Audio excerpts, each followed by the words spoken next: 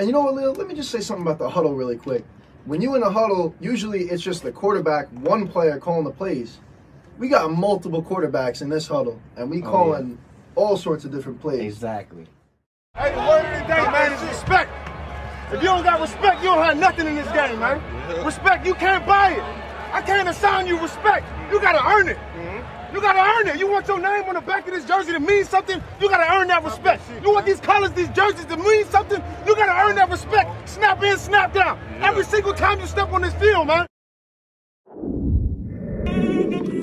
Everybody out there, my Central New Yorkers, live stream listeners, I welcome you back to the Huddle. Lil, what's going on? I'm just ready to get this show on the road. We will also have Anthony with us today again for a short time on the show, talking about all the hottest topics. We got the MLB opening day. We got stuff about Gronkowski, stuff about the pass interference rule that was changed. And then later we will also have Trevor on as a guest to talk UFC. Clever Trevor is in the building. Trevor. We got a great show for you guys today, and let's get right into it, Lil. Well, before we get right into it, I need the music to be cued, you know, right now. All right, yeah, let's cut that. Let's cut the music. You know, we on the 90.5 FM airwaves for the first time for a full show. We made the transition. As we all know, we saw this show. I'm gonna be honest with you, I thought this was gonna be like, you know, one of those regular shows. You know, my expectations were not that high of it. But then, you know, the demand for it, it seems to have blown up. It seems to have blown up, and I said to myself, and I said to you, we talked about it, it's time we bring this show on the airwaves. For the people that's listening in the car, whether they headed to the bar, or whether they just want to listen to a star or two. We have to bring this show to the airwaves. You know what I'm saying? Yes, sir. So, we know at the end of the day, this town is evolving, and we have a lot of sports fans, and this is for the people out here in the town. You know, yes, we love what we do, but this is for the people in Cortland to actually get that radio show. Because when they listen to, you know, Cortland don't have its own radio station. We are the radio station. Exactly. So we might as well bring this show, this sports show, to the people in the huddle. And the request line is 607-753-4819. Once again, 607-753-4819. Call up and get in the huddle. Ladies and gentlemen, we are bringing you the hottest topics in sports, and debating topics. And you know, we weren't on the airways for, you know, the whole semester, but that's because we were trying to get this thing rolling, see, you know, what we were gonna do with it and how we're gonna format it and all that. And now we finally decided we're ready. We're bringing it to you guys. Yes. Anybody driving home from work, wherever you are, in your car, whatever. Even if you're in Syracuse, we got a good show for you guys. And another big thing that's coming up is the NFL draft episode, in which we will be broadcasting the NFL live as it's going on. So we actually here, we doing big things. Now I believe that's April 25th on a Thursday. The NFL draft from 8 to 12 in the huddle. The full In the Huddle cast will be there live, broadcasting it as it's going on, getting you ready, announcing the picks as it's going on. And the first pick of the NFL draft, the Cardinals will select Kyler Murray. My prediction. We gonna be giving that. Hot takes. Hot takes to start up the show. That night's gonna be huge. We got players on deck in that studio. We're gonna be live. We're gonna do stats. I got this new pro football. What is it? Pro Football Focus account. Oh yeah. All stats. Nice. We got it all ready. We ready yes, for sir. it. We ready for it. We will have a great show that day. That's gonna be like a 3 to 4 hour event. Yeah, that's gonna be a long show. And we're gonna be get ready. We're gonna be hyped up for that. So and another thing too is, what about the lineup that we have on Thursdays now? You know, all day Thursdays from 4 to 10. Or you can talk sports. We have 3 shows, starting off with the Dean Show from 4 to 6 on the WSUCFM.com website, along with the Rock Report, Anthony, who's on the show right now, just had his great show. Yes, sir. Definitely tune in on the live stream. Tune into that show. The live stream. It's a great sports show. You got to listen to it. And then we cap it off with In the Huddle on 90.5 FM and on the live stream. I mean, what a lineup on Thursday. It's just like ESPN and FS1. Yeah, pretty much. And we broadcasting in Cortland. So for y'all Cortland people that love sports, we are here for y'all. You know what I'm saying? Entertainment. That's all it is. We're trying to get you guys entertained. Also, quick shout out to our station. If you want more and you want to follow our station more, go to Twitter and Instagram at WSUCFM and definitely give that a follow. And Lil, let's do it. It's time to get this show on the road. But anyway, ladies and gentlemen, baseball season has returned. Opening day. You know when it's opening day in baseball, the weather is changing. The weather is evolving. Spring is here. Ladies and gentlemen. And it's America's pastime, and Lil's dropping rhymes. Dropping dimes also. Let's get this going. All right, so let's start off with the Yankees and the Mets, because we local. You know what I'm saying? The Yankees today defeated the Orioles. I believe it was 7-2. 7-2. Yes, sir. And the Yankees are a team in baseball that have very high expectations. I believe they're number 3 in the power rankings, and a lot of people is having them going to the World Series this year in their prediction. What are your thoughts on the Yankees? Obviously, the season just started today. What are your expectations for the Yankees? How far do y'all think the Yankees are going to go this year? So what I saw today was amazing baseball. The Bombers came out swinging. They got the bat swinging early. Luke Voit led it off in the first inning with a 3-run bomb. And Luke Voit, this man has been incredible for the New York Yankees last season. Once Greg Bird went down, he took over at first base, and he did not disappoint. You know, this man was electrifying. In 132 at-bats, he had a .333 batting average, 14 dingers on the season, and 33 RBIs. He was also solid come playoff time. So Luke Voit, that's one thing I'm looking at. I'm big expectations for that man. Obviously, you know, the manager, Aaron Boone, for the Yankees came out and said that he's going to go back and forth between Bird and Voit at first base, but big expectations for Voit. The rest of this game was electrifying. You know, Troy Tulowitzki, we just acquired him at shortstop. He got his first hit since 2017 with a double. Big 7-2 win for the Yanks. And the biggest thing for me, Masahiro Tanaka was able to go 5.2 innings. The Yankees struggled last season to even go 4 innings without bringing in another pitcher or a reliever. That's definitely another big expectation of mine. I want to see the rotation get better. And let me hear what you have to say. I don't know if I was more impressed with the Yankees or the horrible play of the Orioles. I mean, the Orioles are going to be a tough team to watch this year, no doubt. I mean, they gave up the most runs last year. So. Yeah. I was switching back and forth between the Met game and trying to watch the Yanks as well. But like you said, you got Tulo, you got Judge, who right off the bat, another hot start. And then I think Stanton's going to be, can he limit those strikeouts? Yeah, that's what I was saying. This year. I'm high on the Yankees. I think they could go really far. I mean, obviously it's opening day, but what do you think, Lou? Honestly, the Yankees have a strong bullpen. They're very deep, and when it comes to the playoffs, obviously injuries is, you know, something that is out of your control at times. Yeah. So by them having a strong and deep bullpen, I believe helps them tremendously. A relief bullpen's definitely deep. Exactly. That's and I believe when it's all said and done, I have very high expectation for this Yankees team. You know, Drew Stanton, I believe, it wasn't always the easiest ride last year. It took time for him to get going. And I believe with a year under his belt with the Yankees, he's going to improve. He's going to be the guy that we was happy to get. I mean, Leo, 2 years ago he had 59 home runs. So exactly. And I believe when it's all said and done, I actually think the Yankees have a good shot of making the World Series. A team that might be able to knock them off will be the Houston Astros. I think also the Red Sox. The Red Sox. Those two teams. I think those are the two teams that you really have to worry about if you're a Yankees fan. It is. Yeah. It literally is. And we've seen it last season. We saw it before when we lost to Houston in the wild card. Those are definitely the two biggest powerhouse teams in the AL. And the Indians as well. Don't leave the Indians out because they're definitely up-and-coming solid team as well. But definitely, I agree with that, Leo. The Yankees, they have a good shot.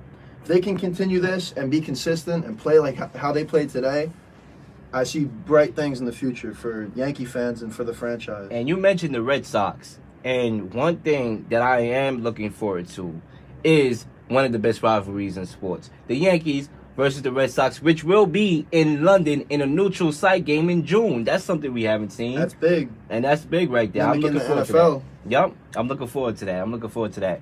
But yes, we all agree that the Yankees have high expectations, and it's time to move on to the Mets. Oh, we can't forget the team from Flushing, Queens. Flushing, Queens, Bronx, Queens Expressway. Oh my gosh, we cannot forget. They beat the Nationals today, 2-0. First win of the season for those guys. Jacob deGrom is already showing why he was worth the money.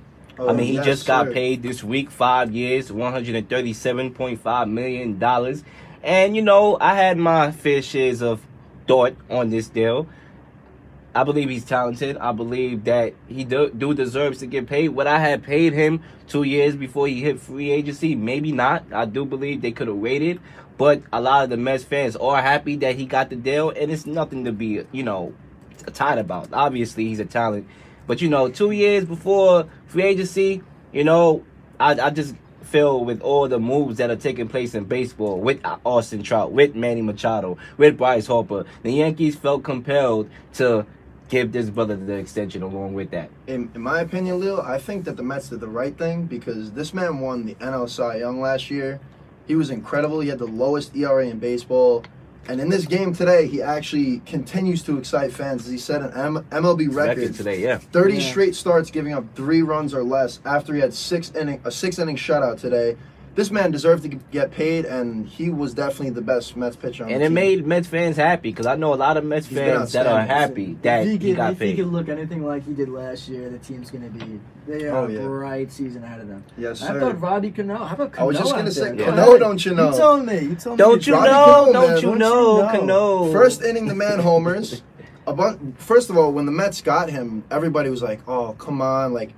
He's getting old. He's a veteran. We don't need this. Robbie Cano's showing fans, I'm still here and I can still do this. He also drove in another run, single to left field in the 8th inning. He brought in the only 2 runs of the game. I think a play that stuck out to me, even on defense. I think it was top 3? No, bottom 3. Mets were playing defense, double play ball, straight to third, throw to Cano at second. Dude, like a no-look throw to home plate. It was unbelievable. Got the guy at third in the pickle, got him. And it's just like, those plays, you don't see that from everybody. He's a vet, man. He's someone that he makes that play, and I think that's what the Mets needed, someone like that. That type of IQ. I want to say back to this Jacob deGrom contract, which includes a full no trade clause, which he's getting an opt out in 2022. Do you believe, right? Because obviously pitchers get treated differently, and as they should. Do you believe it's like a quarterback in the NFL. You're getting treated differently. Exactly. Do you believe in giving him that 5-year deal, or should it have been a year less or a year 2 less? I mean, looking at the deal, this is nothing compared to like Machado and Harper. Obviously, those are disasters. But as far as the years, when you get into 5-6 years, that's when it's like borderline risky because, especially for a pitcher, their arm is going through a lot. For the entire season after season. A lot of unpredictability in terms of each year in and out. So, it's all about consistency. If this man can stay consistent, maybe he doesn't have a same Cy Young caliber season this season, but as long as he's keeping that ERA looking nice and getting the strikeouts that the Mets need, I say pay the man, but really time will tell. And it could bite the Mets. And how important, and it's very important, of pitching in making a championship run. It's very important. Huge. It's very huge. If you don't have a good starting 5, bullpen rotation, you're not really going to go too far. We look at the Mets when they made it to the World Series 2015. Look at their rotation. Look how, they were incredible. It was unbelievable. What was it? Syndergaard, Matz. You had DeGrom. You had why am I blanking on this? It'll come to me. But the rotation was unbelievable. It was on fire. You also had Cespedes coming over mid-season trade, who played like an MVP that year. That was big. And, they got a huge boost from Murphy. They had Murphy, too, going. It was an exciting season. Their pitching held them down straight towards the end. So we'll see what happens. If they can stay healthy, they have a better bullpen. They have the offensive talent. They have some sluggers on the roster. Conforto, I think he's the best outfielder in New York. Yeah. Don't at me, but he is. You can make an argument. Yeah. He's a great player, man. And so it's an exciting time for New York baseball. If the Yankees and Mets could both make the playoffs, which I think they both should. They should. They both should definitely make the playoffs. And maybe we'll get one of those teams in the World Series, which I'm hoping. Like 2000. You know what I'm saying? Like we saw in 2000. Yeah. That was The Subway Series World Series. Yeah, I wish I could have been. That would be. I wish I wasn't in diapers. I wish I could have saw that. Exactly. I could have enjoyed it while I was there. I was definitely in diapers at that time. Mama, I want Bado. You know what I'm saying? But it's also an exciting time for these free agents, as we've seen. Bryce Harper with his 13-year, $330 million deal with Manny Machado. 10-year deal, which I don't understand with these long-term contracts, but the one person that I do believe deserved that long-term deal was Austin Trout, because he has proven that he may go down in history as the GOAT in baseball. And I do believe that's a deal that the Angels had to make, because Bryce Harper was tampering already. I mean, the Angels were scared. The Angels were like, all right, I'm going to just pay this man. Please. We cannot have him going to Philly. We cannot lose a generational talent in Austin Trout. I mean, in Mike Trout. Yeah, Mike Trout. Mike Trout, rather. Excuse me on that. And we had to pay this guy, and they did. It's something that you had to do, because Manny Machado and Bryce Harper is getting paid. You had to go above that with the best player in baseball right now. You had to go in the $400 million range, and they did it. And I totally agree with that. And, you know, Lil, personally, the money may have been a little much. $400-something million. They had to do it. They had to because he was going to test free agency if they didn't give him the max deal. You cannot have a game where Bryce Harper and Manny Machado, who are not the best players in baseball, one of them, but not, make more money than the best player to ever play this game. This is the market. This is the market we're in now. Yeah. This is what the players are getting now. And I mean, look at they had to do the crazy. They had to. I mean, you wouldn't have tested free agency like Will said. Exactly. And you look at Trout, 2014 MVP, 2016 MVP. This guy has proven to be one of the best, if not the best, in baseball. So getting a big deal like that, it's not gonna hurt you, because he's a great player. Yeah. But then that goes back to what I said about DeGrom, even for a 5 or 6 year deal. The consistency is the biggest thing, because most of the time when you offer these players 10+ year deals, there's no way they're going to be consistent every year. And there's never been a player, I don't think, that has been amazing every year of their contract. Exactly. I'm not a big fan of the long-term years, but for a guy like Mike Trout, who obviously the Angels, they obviously not going to make the World Series, right? Yeah. And it'd be a reach for them to make the playoffs. Yeah. So to have a guy that can be the highlight of your franchise, you pay the guy the money. And I would say this, I bet Manny Machado feels broke right now. Seeing Harper, it's crazy to say because he got all that money. It's true. But seeing Harper getting more and Trout getting more, man, Machado probably feel broke. And speaking of Harper, it's like keeping up with the Joneses. Exactly. another week, and then boom, the money just keeps going up and up and up. That's what the standard is, though. Yeah, it is. And speaking of Harper, I mean, today I'm sure fans were hyped to see him play, but he really didn't perform that well. He had 3 at-bats, he struck out twice, and he was walked once. So he got booed today. Yeah. So not too good of a starting day. So he's leading the baseball with jersey sales, but he's getting booed at the same time. Yeah. Right? I mean, uplift me to crucify me.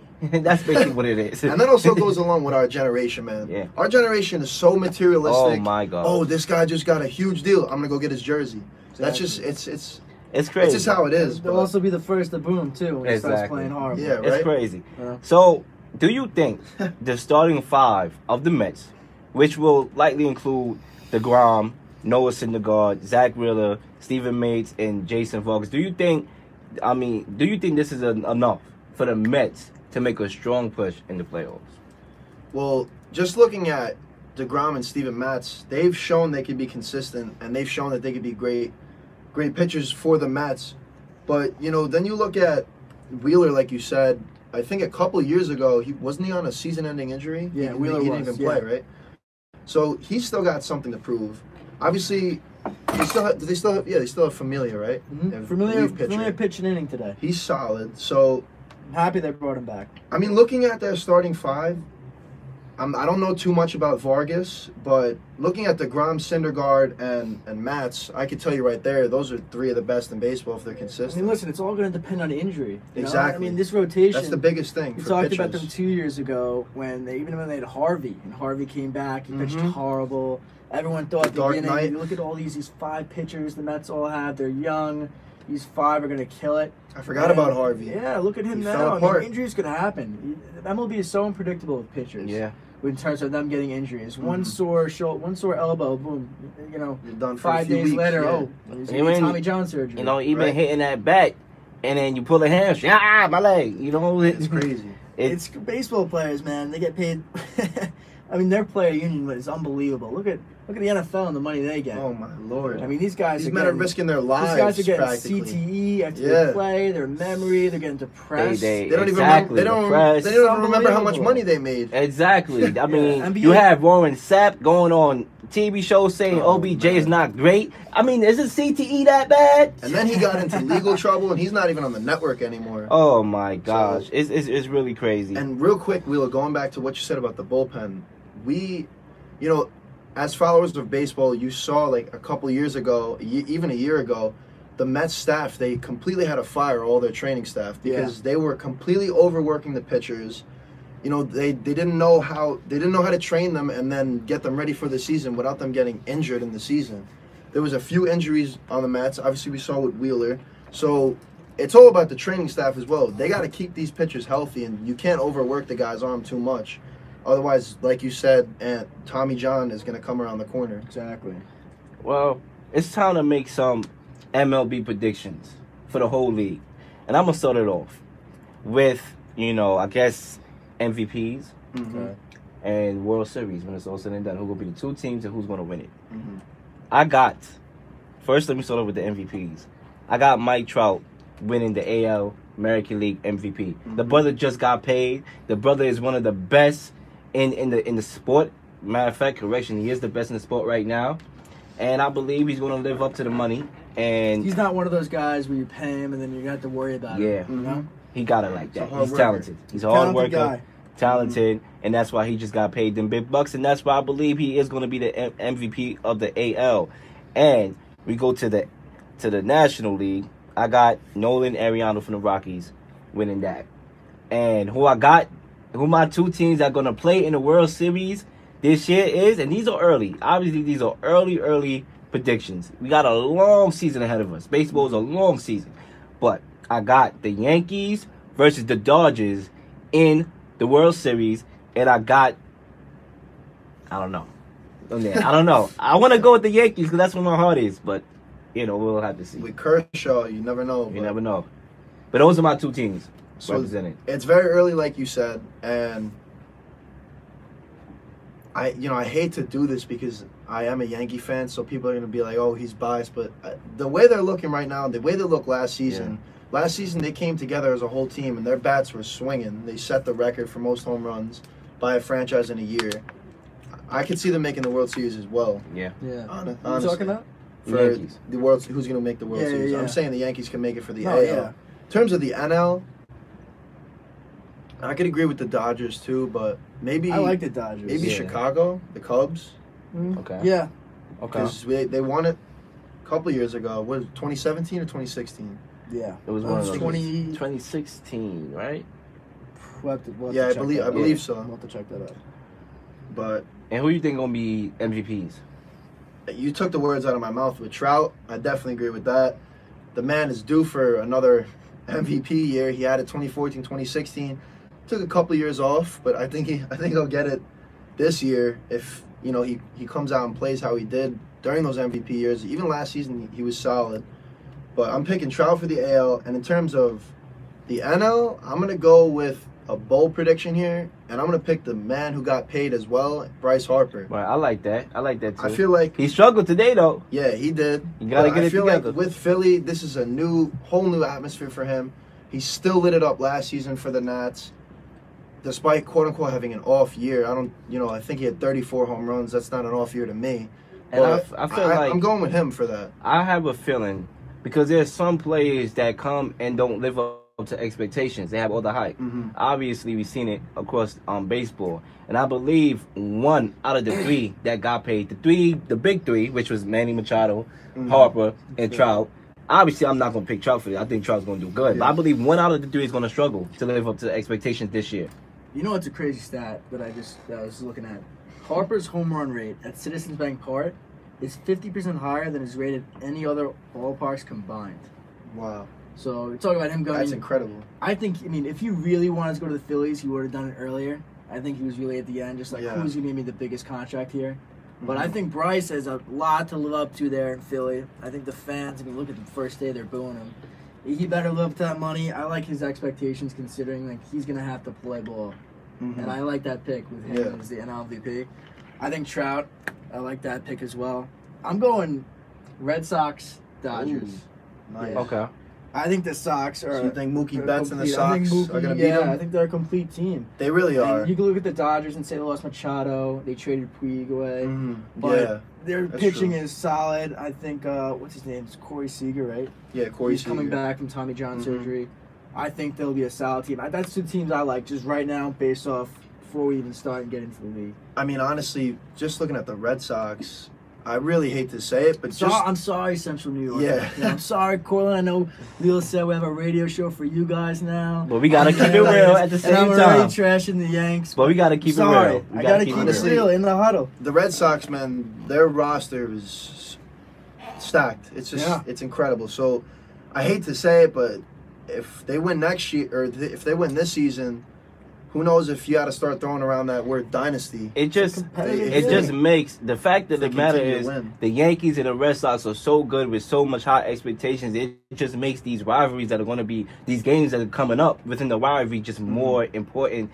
And to have it on a neutral site, I'm excited. I'm excited to see the Yankees versus the Red Sox in particular because those are the two teams that you will pick more than likely to go to the World Series. That's gonna be and the add fuel to that rivalry. Even the Mets. great. Even That's the what I NL was just gonna say. Even the NL East is Subway pretty Series. competitive too. I would be excited to go to a summer game Mets Yankees. Oh yeah. That'd be fun. Subway Series, yes sir. But real quick, now that we're talking about all this, Central New York, you got to call in and tell us what your pick is. Get in the huddle. 607. 607-753-4819. Once again, 607-753-4819. Don't waste your time. Get in the huddle because we on the next shine. Ladies and gentlemen, we'll be back from commercial. Call in. What we And got we will, coming up? What we got coming up? oh yeah, we got a You lot tell coming me. up. We got You tell me the game plan. pass interference, calls is being changed. I hate it. We doing that. Anthony just said he hated. Find out why he hated and find out why Kenny's teammate Blindside appreciate it. We gonna find out. Then we got Gronkowski retiring at the age man. of 29. How would this affect the Patriots offense going forward and their Super Bowl chances? Find out when we come back. And Conor McGregor, he retired also. McGregor lad. We have our special guest, Clever Trevor, will be Trevor, on the mic. Specialist for the UFC. And then we'll enter our halftime. And then when we come back from halftime, we explain what the rest topics are. Because guess what? March Madness will be in full boom. Ladies and gentlemen, 607-753-4819. What's going on? 90.5. This is In the Huddle. We got Leo. We got Clever Steve. Clever Trevor. Excuse me. He just made Clever me blank. Trevor. He just made me Clever blank. Steve just walked by. That's why. Clever Steve just walked by. I'm joking. We got on Kenny, of 4 course. guys. We're here. We got 4 on the table right now. This is record go. pace right here. The thing about the huddle, in the huddle, is we can make subs. We can bring in guys left and right. We're talking McGregor. We're talking UFC. I'm running the post route. Clever Trevor, Trevor's what's running the going on, my slant. man? What's going on? My son Kenny running the deep route, and Anthony's the quarterback. We in the huddle. Anthony's the quarterback who just threw a pick. Oh, facts. All right, let's jump into this. Okay, we Ooh, getting we the got a caller caller. already. Already, WSQC. This Ladies is why and we the gentlemen, go. we have a caller This is coming why in. we the go. Who is it? We Who is tuning in. Hello? You in the huddle? I'm gonna narrate it as the caller comes in. How's it going, guys? What's How's going it going? on? This is Tim from Putnam. Tim to Putnam. What's All going right, on, how you Tim? How you doing, been Tim? tonight? First time caller, long time listener. Thank you, Oh. thank you. Thank you. I appreciate that. Much appreciated. I was wondering if you guys were going to touch upon Nurkic, his injury for the Oh, Blazers. the big leg Got injury. you. All right, so Nurkic, we're gonna take jabs at the mic here. Nurkic, to me, he was a very big. Oh Lord! Yeah. I pressed something by accident. Yikes. Damn. And Leo has technical difficulties right now. Okay. We got him. Caller's coming Hello? back. Sorry about that. I think we got disconnected. Yeah, we got disconnected. My fault about that. But with Nurkic, I believe that's a very big loss for the Portland Trailblazers because he proved to be very valuable. The Western Conference is very stacked this year. Obviously, LeBron James and the Lakers not even making the playoffs. So you want to have that big three. You see the Thunder, they got Paul George, they got Russell Westbrook. The Spurs, they got DeMar DeRozan, LaMarcus Aldridge. The Warriors obviously got the best starting five in the league. So you want to have that big three. And Portland has been a team that has improved. Last year was their best season, even though they lost in the first round. And to me, they had a better team this year than they did last year. But being in that Western Conference, you want to have your full ammunition. So with him going down, I believe that literally diminishes their chances of competing in the Western Conference. If they were a contender, he was having his best season ever. Yeah, he was. He was averaging 15.6 points. I thought it was funny how his teammates reacted to him. Everybody ran away from him. Nobody wanted to sit down and kneel next to him. His teammates crazy. walked away. It was crazy when he got injured. Exactly, and I believe that shows the camaraderie on that team. I totally agree with you. You know, everybody just stepped away. Maybe because the injury was so horrific, you didn't want to come close to it. But at the same time, I do believe that players should have, knelt with him. I think that really comes down as well to. And I know you guys mentioned Gronkowski. I don't think he's retiring. You think Gronk isn't retiring? So we're switching it up. I think after the amount of championships he's won in New England, you talk about Gronk. He's been injured every year. You could talk about an injury he's had. He's wearing that arm brace for a little while. His back. Yeah, I think Gronk. I disagree. I think he is. I think the guy's got a personality that's infectious. I think he's making a career move right now to go into something else. A huge thing that has been talked about him is WWE wrestling. And the guy's got a supermodel girlfriend right now. He's about to propose to. I won't come back either. Yeah, I just don't see. I think right now he's made the decision, and I don't think he's sticking with it. I don't know. Most coaches are saying that they'll believe it when they see it. They'll believe it when they see it? But I guess we'll see. Yeah, I mean, I totally agree with you. I totally agree with you. I think he's coming back too. I think he's coming back. It's hard to keep a football player. When Tom Brady, I think if the football. Patriots struggle, and Tom Brady needs help, Tom Brady's going to hit up Gronkowski, and he's going to come back. I agree. But also, I think you could also look at Jason Witten. I think, and that would be a huge. James, that would be a great point with Jason Witten, him coming back. After a year in the booth at ESPN, Monday Night Football, I think he did an awful job. I don't think he was great at all. I think some guys go into TV, look at Tony Romo, he had a great job. A great career move going into CBS, but we'll see with Gronk. You said coaches don't believe it. We'll find out soon when they have to start reporting for training camp and as the offseason progresses with the draft. So I guess we'll really see his expectations, what the Patriots do in the draft and free agency. But thank you for your call, James. I appreciate it. And always we'll accept callers here in the huddle. Our request line is 607-753-4819. 607. Shout out to James, Mr. James, for calling. Shout out to Mr. James. All right, not LeBron James here, but Mr. James. Shout out to him. We just got callers. This is our first time on the airwaves, and we already getting callers a half hour in the show. The call lines is flooded. Ladies and gentlemen, we on the right path. You on the right trajectory now. Let's get where we was speaking about. With All right, you. so what's next? we were talking about McGregor. Okay, we got our on Twitter. Big four here. On Twitter, he comes out and says he's retiring, and I don't believe it one bit. Just looking at this truly shocked me. I'm a big McGregor fan, Trevor, and I don't think he's done. He's a businessman. This guy is an entrepreneur. He's got his proper Irish 12 whiskey. He knows what he's doing. And honestly, Trevor, from my perspective, I think this man's just gonna wait until a huge deal comes his way and he gets to fight a big name guy, and he's gonna be right back in the ring. Before we let Trev get on this hot take, I honestly think it's all publicity stunt. Exactly. That's what I'm saying. Same here. I mean, if you're gonna tweet out, let me just say this quick. I'm retiring. I mean, it was the most BS way to retire. On Twitter. Exactly. On Twitter. I mean, by listen, the way, I'm retiring. You think of all the training this guy's done to get to the point where he is. I mean, it's been obviously it's emotional. You know, you're not just gonna tweet something out like that. Trev, what do you think? Tell me your thoughts. I know you're the UFC expert. We got in the booth tonight. With a show coming up. First of all, I just want to say thank you everyone for having me. No problem. You guys are doing a great job. I'm honored to be put on live and be heard throughout. I just want to say I'm a huge fight fan, and that doesn't just go for UFC. That goes for martial arts boxing, even wrestling, Muay Thai. Who's your guy, Trev? Who's your guy? That's your most follow. There's so many martial arts. Are you talking about MMA? UFC? What about UFC? How about UFC? Because we're getting to UFC with McGregor. Whoever's listening right now, if you're a UFC fan, I'm gonna go with Stephen Wonderboy Thompson. Okay. I mean, even though last weekend he just took a big loss against Anthony Pettis. Anthony Pettis was typically a lightweight. He even fought at featherweight, 145, but Pettis just moved up to welterweight, beat a top contender, Wonderboy. He's my favorite fighter. So if anybody's fans of Wonderboy or has seen him fight, that's my guy. So now diving into McGregor, I used to be a huge McGregor fan, and that's back to his beginning UFC days, back when he was a true fighter, a respectful man. He was a role model at one point, but you know what? He just went downhill as soon as money started getting to his head. I don't think he's a role model anymore.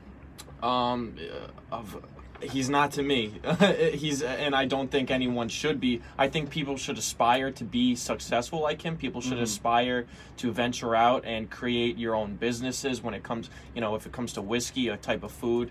If you can do it, then you got to do it. I mean, look at all the money he's making. Who would fight for the UFC after making millions and millions of dollars fighting Floyd Mayweather? He doesn't want to fight for the UFC anymore. And if he does want to fight, he doesn't want to fight in general. He's stated many times that he wants to get in, get rich, and get out. He said that many times, and you can't blame him. That is the smart thing to do. Take a look at all these fighters nowadays, not just boxers, but in the next couple of years, you're going to see MMA fighters start to, possibly have some problems. It's unfortunate, but it comes with the business. These guys know exactly what they're signing in for. But McGregor, on the other hand, knew eventually he was going to retire, but this is not his retirement, folks, okay? If you're a McGregor fan, if you enjoy watching him fight, I enjoy watching him fight, even though I'm not as a fan of him anymore. I lost a lot of respect. He's a money maker. This is all a stunt. You can tell he's not retiring because he's just copying Floyd Mayweather. He's using Floyd's tactics. Retiring, comes out of fight. Retiring, comes out of fight. The thing is going on is McGregor, this is not the way McGregor wanted to have his UFC career. He wanted to win a title after beating Jose Aldo for the 145 belt. That was the peak of UFC, by the way, in my opinion. That was the peak of UFC when McGregor, that was the biggest UFC UFC 194, McGregor versus Aldo. 13 seconds, right? 13 seconds knockout. It was 11 seconds, but technically it's 13 seconds in total. He had two hammer fists on him. That was the peak of UFC, in my opinion. Those days were good. They were flourishing. It was like the Renaissance, People call it the UFC Renaissance. And then he fought Eddie Alvarez as well. He fought Eddie, but that wasn't as big because eventually, Eddie wasn't a moneymaker, It's not like McGregor went straight. He was originally going to beat fight Rafael dos Anjos for the 155 belt, not just go from Jose Aldo to beating him a champion, then challenging the lightweight champion right after becoming featherweight champion. That was the perfect route. That's what he intended for, and then he would have moved on to 170. But things got shaky. He took a surprising loss from Nate. Actually, it wasn't surprising. I mean, Nate, you take a look at Nate Diaz's jiu-jitsu. His jiu-jitsu is amazing. He's a black belt, Brazilian jiu-jitsu, and everybody knows that's not Conor's forte. He's in the striking. But even Nate pieced him up striking. Nate's boxing is good. He's not even top lightweight. He wasn't even ranked. He was in Mexico taking shots 13 days before beating Conor McGregor. So I'm going a little off track, but the intended purpose was talking his retirement. No, this is definitely not his retirement. This is all part of the plan. He's had some shaky fights in the UFC. He realizes that if he keeps on fighting and losing here and there, it's not going to be a successful fight career. It's gonna tamper his name. So he's going to take a clean break, rest up. He's going to eat good. He's going to gain some weight. He's going to keep on training here and there. Not a strict regimen, though. Apparently, he just released a photo. He was doing some boxing sparring rounds in Miami. He posted a very interesting photo on Instagram. Go check it out. He'll be taking shots of whiskey during the training. He's taking shots of proper Irish 12. On the other hand, that whiskey is launching, and not just in the UK. Oh, yeah. It just came into stores in America a few weeks ago. It. Yes, so to all you whiskey connoisseurs, even your bourbon lovers, go check out proper Irish 12 whiskey. And hey, McGregor, You're welcome for the promotion. Free advertising. All right. Yo, Trevor, that was an excellent piece. My man there. went off. My man expert went off, over and here. guess what? He has a strictly MMA UFC show premiering next Wednesday, same time, 8 to 10 on Wednesdays. Strictly UFC and MMA. Trevor, Clever Trevor. I believe the show is Being Clever with Trevor. Yep. It's thoughts are in the air. First it was Talking Clever with Trevor. Then it was just Being Clever with Trevor. Now I'm leaning towards just a clean cut Clever with Trevor. It's easy to say, pronunciation. It's like Facebook. You know, it used to be the Facebook, but then it got changed to Facebook. Central New Yorkers, when he has his show, let him Wednesdays, know about his show name. Fight fans, Let him know about his show name as well. fans. We need more fight fans, all right? Yes. Hey, listen, Jalil and Kenny, they're doing a phenomenal job in Thank sports. you. And guess what? They cover fighting too. Yeah. But we need more coverage of not just UFC. People are mistaken. Leo's a boxing guy. Exactly. I'm a boxing guy, so we Yep. want some boxing. You gonna get some today too. But Yep. definitely tune in to the Real Lil Show on Mondays, 8 to 10. So you see how everything is working? Sports. We got a whole Enhanced show. boxing show, Boxing. 8 to 10 on the We Real got Lil Enhanced Show, show, plus 6 to 8. politics. And Anthony's shows, 6 to 8 on Thursday, right before In the Huddle on Thursday. Big things coming for WSUC. Oh my gosh, things. I see it in the air, ladies and gentlemen. Clever with Trevor starting next Wednesday. I'm not sure the date. I believe that's April 3rd. Is that April 3rd? I believe Right. so. Yes. April 3rd, 8 to 10 Wednesdays. All the fight fans, this is good news. Whether you're boxing, MMA, I'm going to be covering everything. It's going to be a majority of martial arts and fighting and boxing. But I'm also going to go over a lot of free roam things. I'm going to go over social aspects, life aspects, culture, pop culture trends. I'm going to go over some interesting stuff, but don't worry, fight fans. I'm covering fighting every week. Don't worry. There's going to be fighting involved in everything, but I'm also going to venture out and cover up, cover some other subjects. But hey, you guys know what the phone number is. It's 607-753-4819. And you can always give us a call if you have any questions, concerns, you don't like the content. We can talk about it, and at the end of the day, we can all just agree to disagree. Yo, Trevor, I'm gonna listen to this. This guy making me ready to listen to that on Wednesday. I'm gonna be the first one listening. Thank Real you. quick, Thank you. real But quick. one more thing. All right. We gotta go through the list again because I know you talk a little fast. But for the people that's into sports, remember what we just said. Starting on Mondays, 8 to 10. This is every week now. I mean, obviously things gonna happen. Sometimes we may have to cancel the show. But starting, now, Mondays, 8 to 10 is my solo show, The Real Lil Show, where I dive into sports and pop culture and politics, along with boxing, which is my home field. 8 to 10 Mondays on 90.5. Be a whole promotion thing right And now. then we have we get a little promotion. Wednesdays, Clever with Trevor. Yep. MMA, UFC, 8 to 10 on 90.5, his solo show. Then we go on a Thursday, we have our special lineup from 4 to 10. Or you can talk sports with Anthony's show, The Rock Report, 6 to 8. The Rock Reports. I'm pretty much NFL guy, so that's my main expertise. But again, I love the MLB, the NBA. We'll talk it all. But then we go into the huddle right after. That's our show that you're listening to right now. And 8 then to 10. also, I just wanted to say it now. I'm unsure dates, times, whatever, but I'm trying to bring back my show next semester as well. Kenny C's Corner of Sports. Like Anthony, I'm also a big NFL guy, but I'll cover other topics as well in sports, NBA, MLB, NHL. I'm also a big hockey guy too. Yes. So as that gets Tune closer into next that today. semester, I'll bring that up, when my show will be. But we So- got a lot of good stuff coming here. So one more thing I want to touch on real quick before we leave this Conor McGregor. Trevor brought up a lot of great points. I do believe when you take losses, trust me, I respect. We could sit here and say Conor McGregor's a loud mouth. He's cocky. He always has a lot to say. Sometimes ignorant, does stupid things like throwing a chair at a bus. Going off that real quick, Leo, that's what makes people watch the UFC. McGregor's, Exactly. bold attitude and all that. It's almost like wrestling. His- you his- build up these His characters. trash talk, man. Like And he is a character. I will admit, Trevor, he is ignorant sometimes. Very. He says stupid stuff, but Very it's stupid all stuff. for the publicity and entertainment. It's- and yeah. Dana White loves him for it because he's What? promoting them. He's getting the UFC, But I views. will respect his heart.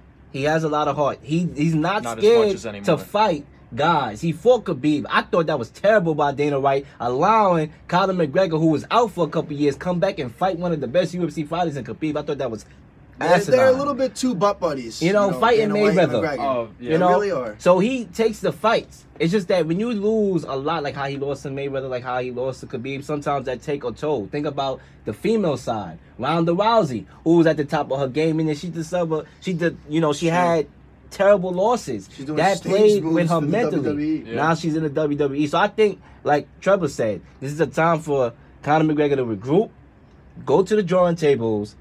I don't think he's retired. I think he will be back. No, yeah, he's not retired. He needs to leave a legacy. He started his legacy with fighting. He's gonna end it with fighting. And sure, McGregor can retire on a loss, but not on a loss.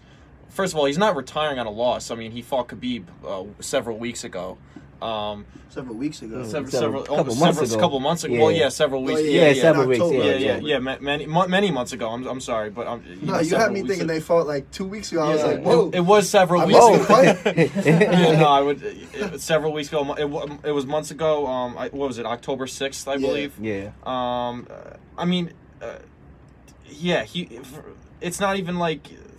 It's so. I can't believe people are actually questioning if he's retired. I mean, come on. Take a look at his track record. Take a look at what he's doing. He's become a clown. He's become a joke.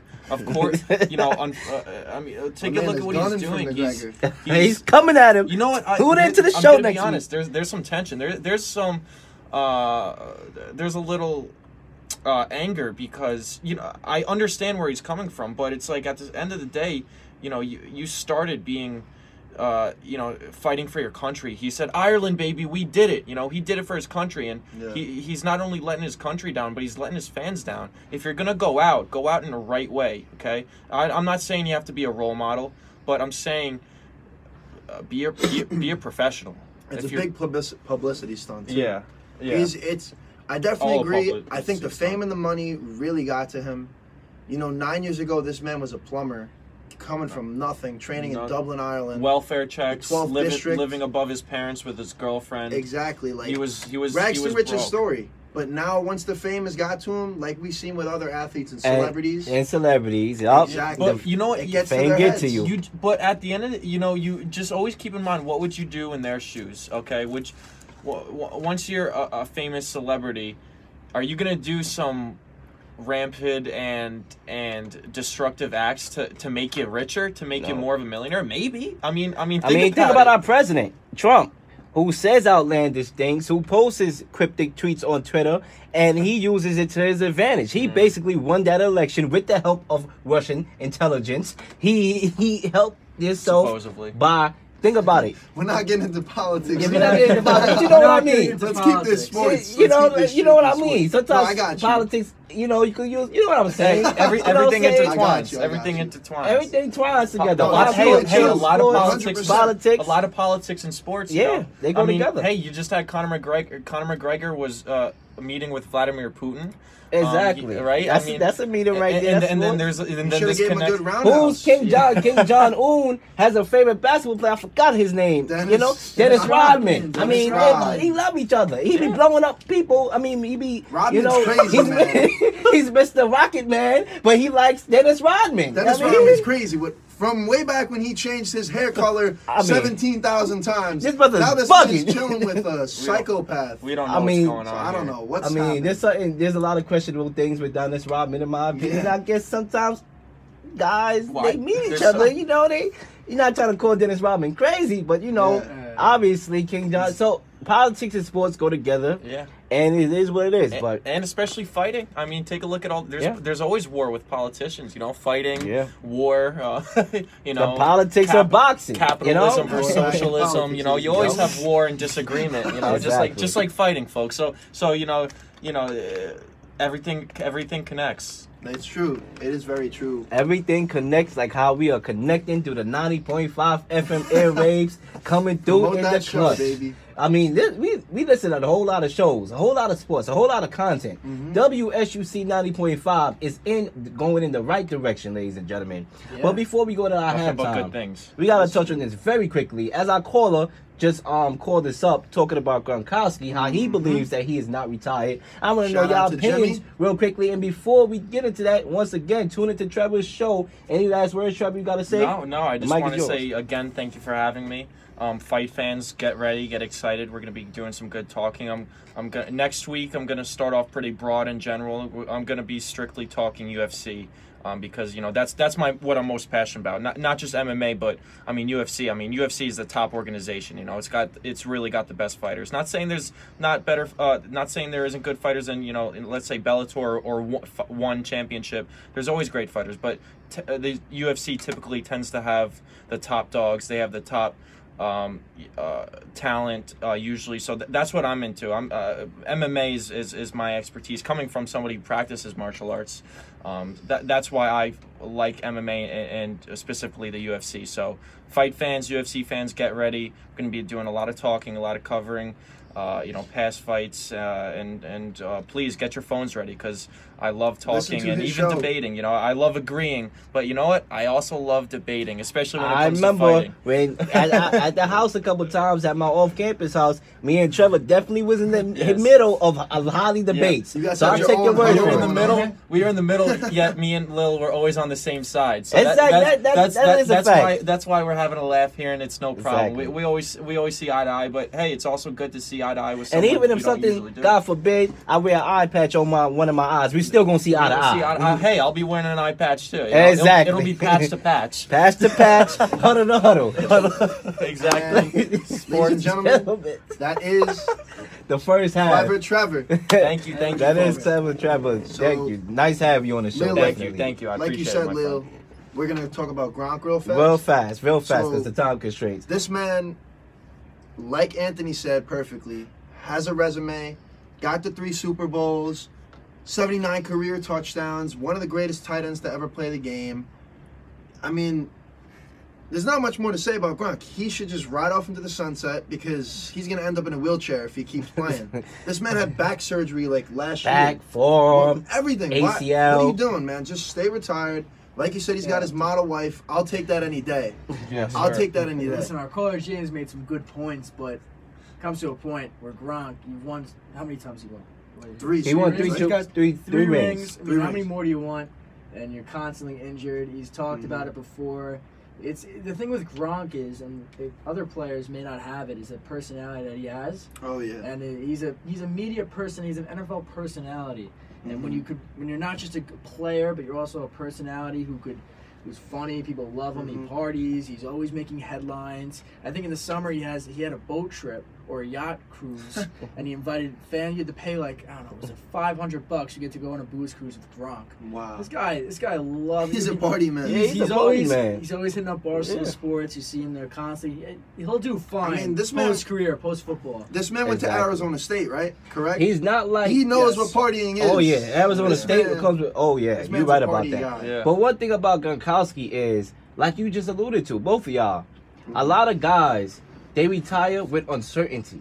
What I'm gonna do for the rest of my life. I Exactly. dedicated all my life to my career, and I know people personally that they retire and they are bored to death. They watch it, they doing all sorts of things that they never thought they would do because they bored. They dedicate their time and life to everything. But Gronkowski is the type of dude that got a lot of opportunities in Hollywood and wrestling that's ready for him that he don't have to answer those questions. What I'm gonna do. I was just gonna say, Lil, I'm taking a class right now called Sport and Society, and we learn about all the psychological and sociological. I don't know if I said that right, but we learn about all those aspects of athletes, and that comes along with an athlete's identity.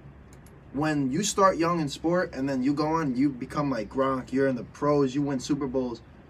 Your identity as a person is an athlete. You don't know anything else. You don't know any better. Exactly. So once you retire, that's what you got Witten like, wow, I All suck from at being an analyst. Sorry, Witten, but And I'm going to come back to the I brought up NFL. Romo because Romo had a great career move going to the booth. He announced a Super Bowl last year. It's the closest Yeah. he's gotten to the Super Bowl. Exactly. And then Listen, he's Sorry to all the Cowboy fans out there. about And then this all comes back to fighting. I'm still here, folks. By the way, Oh, I'm not- Oh yeah, Still here. and one more thing that I want you to touch to.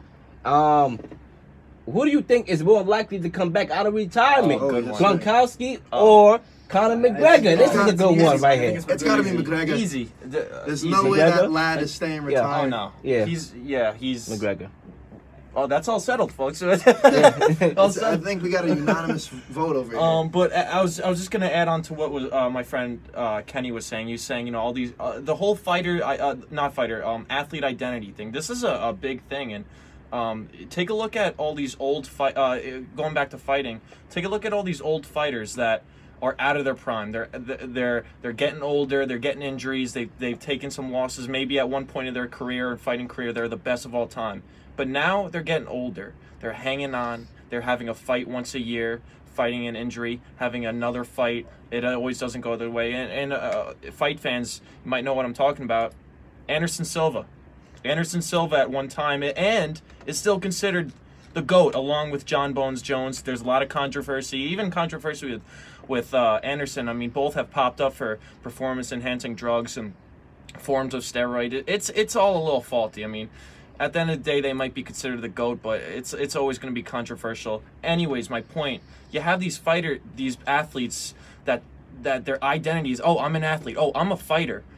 But once they get injured, they get broken, they can't fight anymore. They go into a state of confusion, a state of unorganization. They feel almost they lost their purpose. But these guys need to be remembered throughout their life that they aren't just an athlete, they aren't just a football player, they aren't just a fighter. They're a lot more. And these guys got to make sure that they're not digging themselves a grave deeper every time they dig, and they got to make sure that they have some backup plans. They don't want to go into a life crisis. Perfectly said, and I think that wraps up the first hour. We couldn't of have this said show. that any better. I guess we might end up going over 10 o'clock today, because right now the way how the schedule is working, It's we packed. might end up going to 10:15, 10:30. But we have to go to our halftime, and when we come back for hour number 2, we got a lot of topics. We still got to touch up on the NFL pass interference changes. We still got to touch on March Madness, or should I say March Sadness, because a lot of people gonna be crying tonight when they go home. A little bit about OBJ.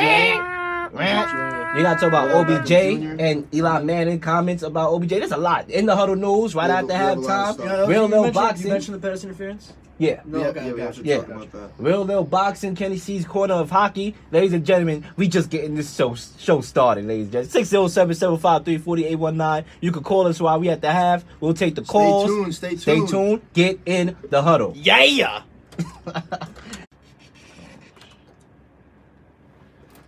Ladies and gentlemen, Oh. the return Oh. from the halftime. Oh. Central New Yorkers, Oh. live stream listeners, everybody listening in the car, driving home, wherever you may be in Central New York, and all the live stream listeners, we appreciate you. This is the Huddle with Kenny C and the Real Lil, and Yes, we are sir. back.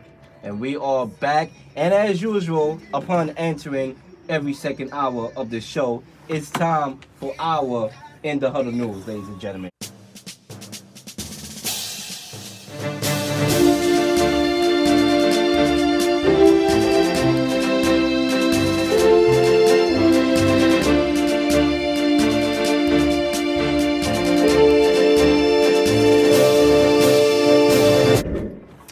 We got a lot of in the Huddle News, and it's time for me to start with number 1, ladies and gentlemen. Another retirement, right? We all know we talked about Gronkowski, we talked about Conor McGregor, and we have another retirement. Jordy Nelson is retiring from the Yes, NFL sir. after playing 11 seasons. Obviously famous, known for playing with Aaron Rodgers, the connection Green Bay that Packers. was back then in the Green Bay Packers.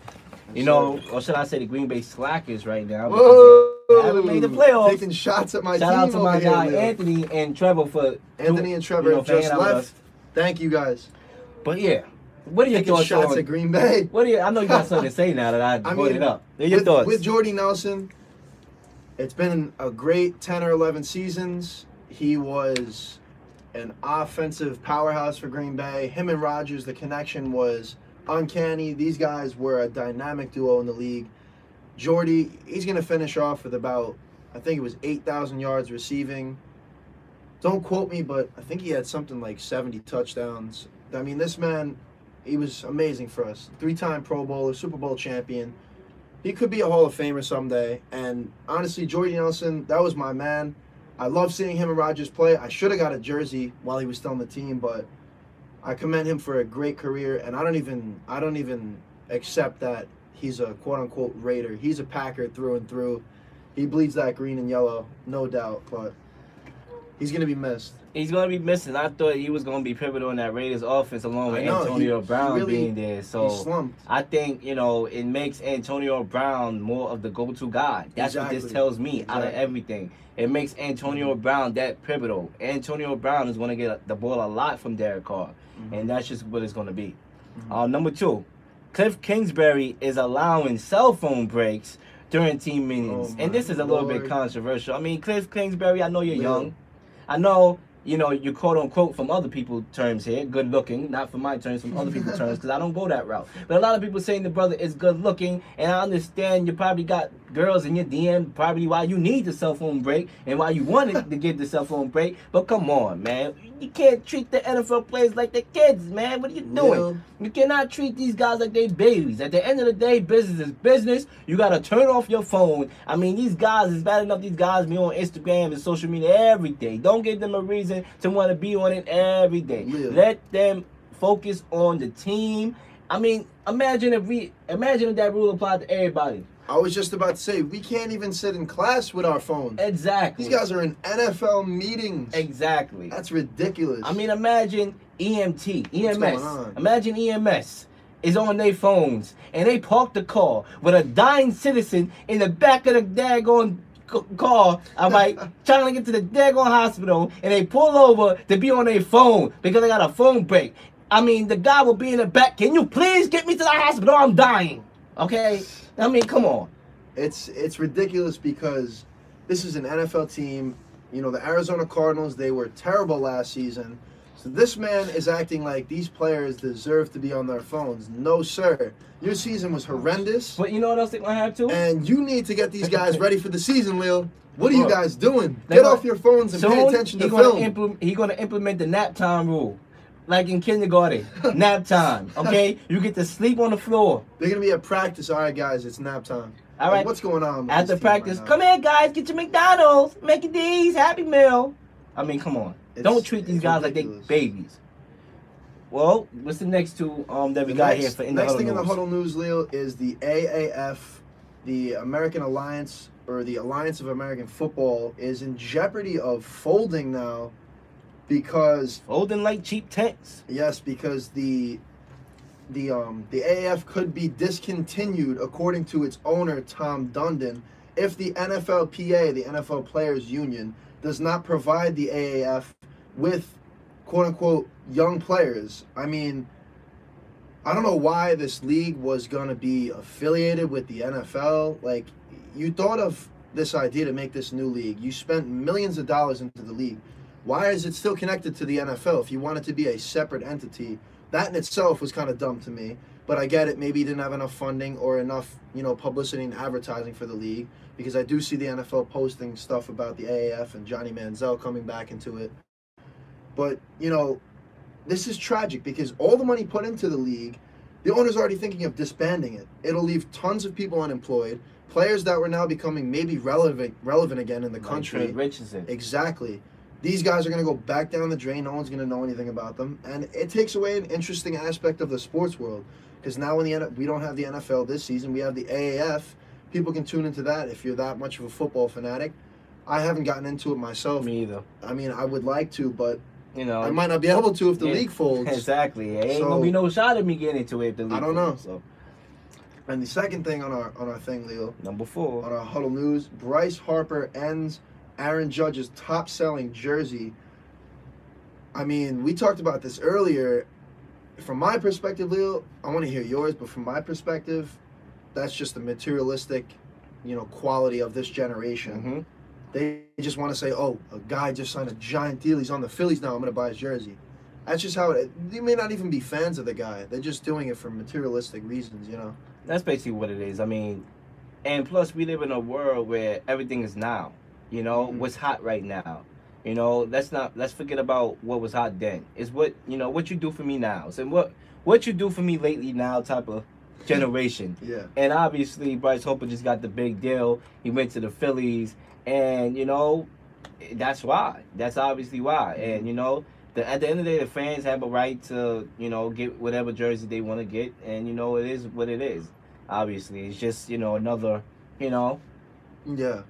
another tactic showing you why this generation is what it is. And at the end of the day, it is what it is. Yeah. And real quick, actually, we forgot about this, but the March Madness games are currently underway. Oh yeah, we gotta get a live look into these March Madness games as we are going on in the program. While Leo's looking it up, I'll give you guys this quick one. This is most likely an L for Florida State. 32 seconds left in the game. Wow.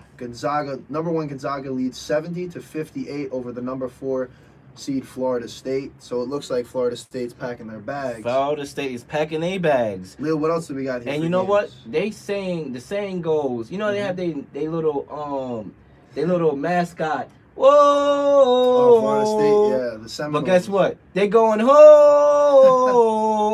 Home. I mean, they made it to the Sweet 16. How sweet it is, but see you later. How sweet it is to be back in your crib watching the NCAA tournament at home. But we also have Purdue, ranked number 3 Purdue, who is playing number 2 Tennessee right now, and it is a close game. It's almost over. The game is almost over. 4 minutes left to go. Tennessee is up 72-70, so that's a close game going back and forth. We'll see. We'll get you caught up on that once that game ends. Who wins that game? Real quick, Lil, this is a big thing for Tennessee because last game was scary enough for them in the round of 32. They played number 10 Iowa, and they were up 25 points, Lil, and they lost the lead to Iowa, and they came back. They forced overtime, but unfortunately for Iowa fans, Tennessee was able to cap it 83-77 in overtime. And Lil, 81.1% of people's brackets had the Tennessee Vols in the Sweet 16. So had they lost to Iowa, a bunch of brackets would have been cracked. So we'll see if they can win it. And we'll be back on this topic. Obviously, to end the show, we'll come back giving our predictions for the Sweet 16 going forward and who will play in the Elite 8. We'll get right back to that, and let's go to football again. Eli Manning has some interesting comments on OBJ. Pass interference first, or you want to do that? We forgot whatever about you that. Want. Pass interference. All right, let's get to that first. We definitely got to touch on that. So here we go. I'm going to throw the flag right now. Pass interference, defense, number 28. All right? So, basically, ladies and gentlemen, the NFL made some rule changes, and NFL pass interference are going to be allowed to be reviewed. To me... Even no calls. Even the no call, if it's not... Yeah. If it wasn't called in the field, they could review it. There's pros and cons, in my opinion. And to be honest with you, there's always going to be pros and cons to a lot of stuff in the world. You can't always get things right. A controversial issue is always going to be both. It's always going to be two-sided. It's always going to be a pro and a con. To me, do the pros outweigh the cons? That's the question here. And let's look at the pros. Obviously, when you have bogus non-calls like what we saw in that NFC Championship game, the reason why this is a rule now, that's where it counts the most, and that's where, obviously, if we had that rule implemented, that would have been called. The Saints would have been in the Super Bowl. Exactly. The play with Brandon Cooks on the deep ball, where the ball kind of went through his hands, Stephon Gilmore got a load of his shoulder. That would have been a call. That could have changed the outcome of that game. So, in situations like that, it's a pro. The cons, however, is it slows the game down tremendously. I was just going to say that, Leo. The game gets slowed down tremendously. I mean, Bill, these guys take long enough to review, a fumble or was his foot in. Yeah, you're throwing this into the mix, and they're going to start reviewing these pass interferences. In my opinion, Leo, it's a smart move for big scenarios like you just said, like huge make or break plays that should have been called but they weren't, or whatever the case may be, like the Saints-Rams game. But for every little thing, it's like, I feel like the coach is going to be watching, he grabbed his arm a little bit, let's challenge that. And then let's say they give a pass interference because he roughed them up a little bit. One, you're not letting the boys play anymore, and football is not going to be football because everything's going to be called. And two, it's a part of the game. Guys are gonna get handsy, the wide receivers and the cornerbacks. They're gonna get at it regardless. It's football, but you can't review every. I feel like it's gonna get out of hand. I feel like it's gonna get way out of hand. They're gonna review it too much. It's gonna slow the game down. It is, and it affects the defense a lot too, because that's where most of these penalties come from, and it's bad enough the defense got it hard. And now, where they got a little leeway from certain calls because it didn't go the offense way, it's gonna expose them even more. And now you definitely gotta play tighter defense now, tighter but resistant defense, because you know you don't want to get called, and now it's reviewable. So it makes defense, which is already harder to play, harder. And going off of that, Leo, now that I'm really thinking this all through with Goodell and the player safety union and whoever else is making these changes happen, you look at last season, the roughing the passer call, defense. Then you look at this, the pass interference call, defense. The league has literally just become all about offense, all about entertainment. Yes. You can't hit the quarterback no more. You pat him in the head. You're taking away the game, bro. It's football. It's football. Let the boys play. You know what you signed up for. They're making this league way too soft, in my opinion, and the defense can't even do its own job. They're getting paid millions of dollars, and they're going to get penalized on plays. Like, it's... Yeah, and you're not going to... Referees are not perfect. Exactly. You know, they're not going to catch everything. They're not robots. They're not robots. But, you know, at the same time, it slows the game down a lot, and it makes the game harder to play for the defense. As a That's defender, what I'm saying. They probably wondering, what do I got to do now? Yeah. I mean, you might as well give these offensive players diapers because they're being treated like a baby. And you look at the stat right here, 249 pass interference calls last season.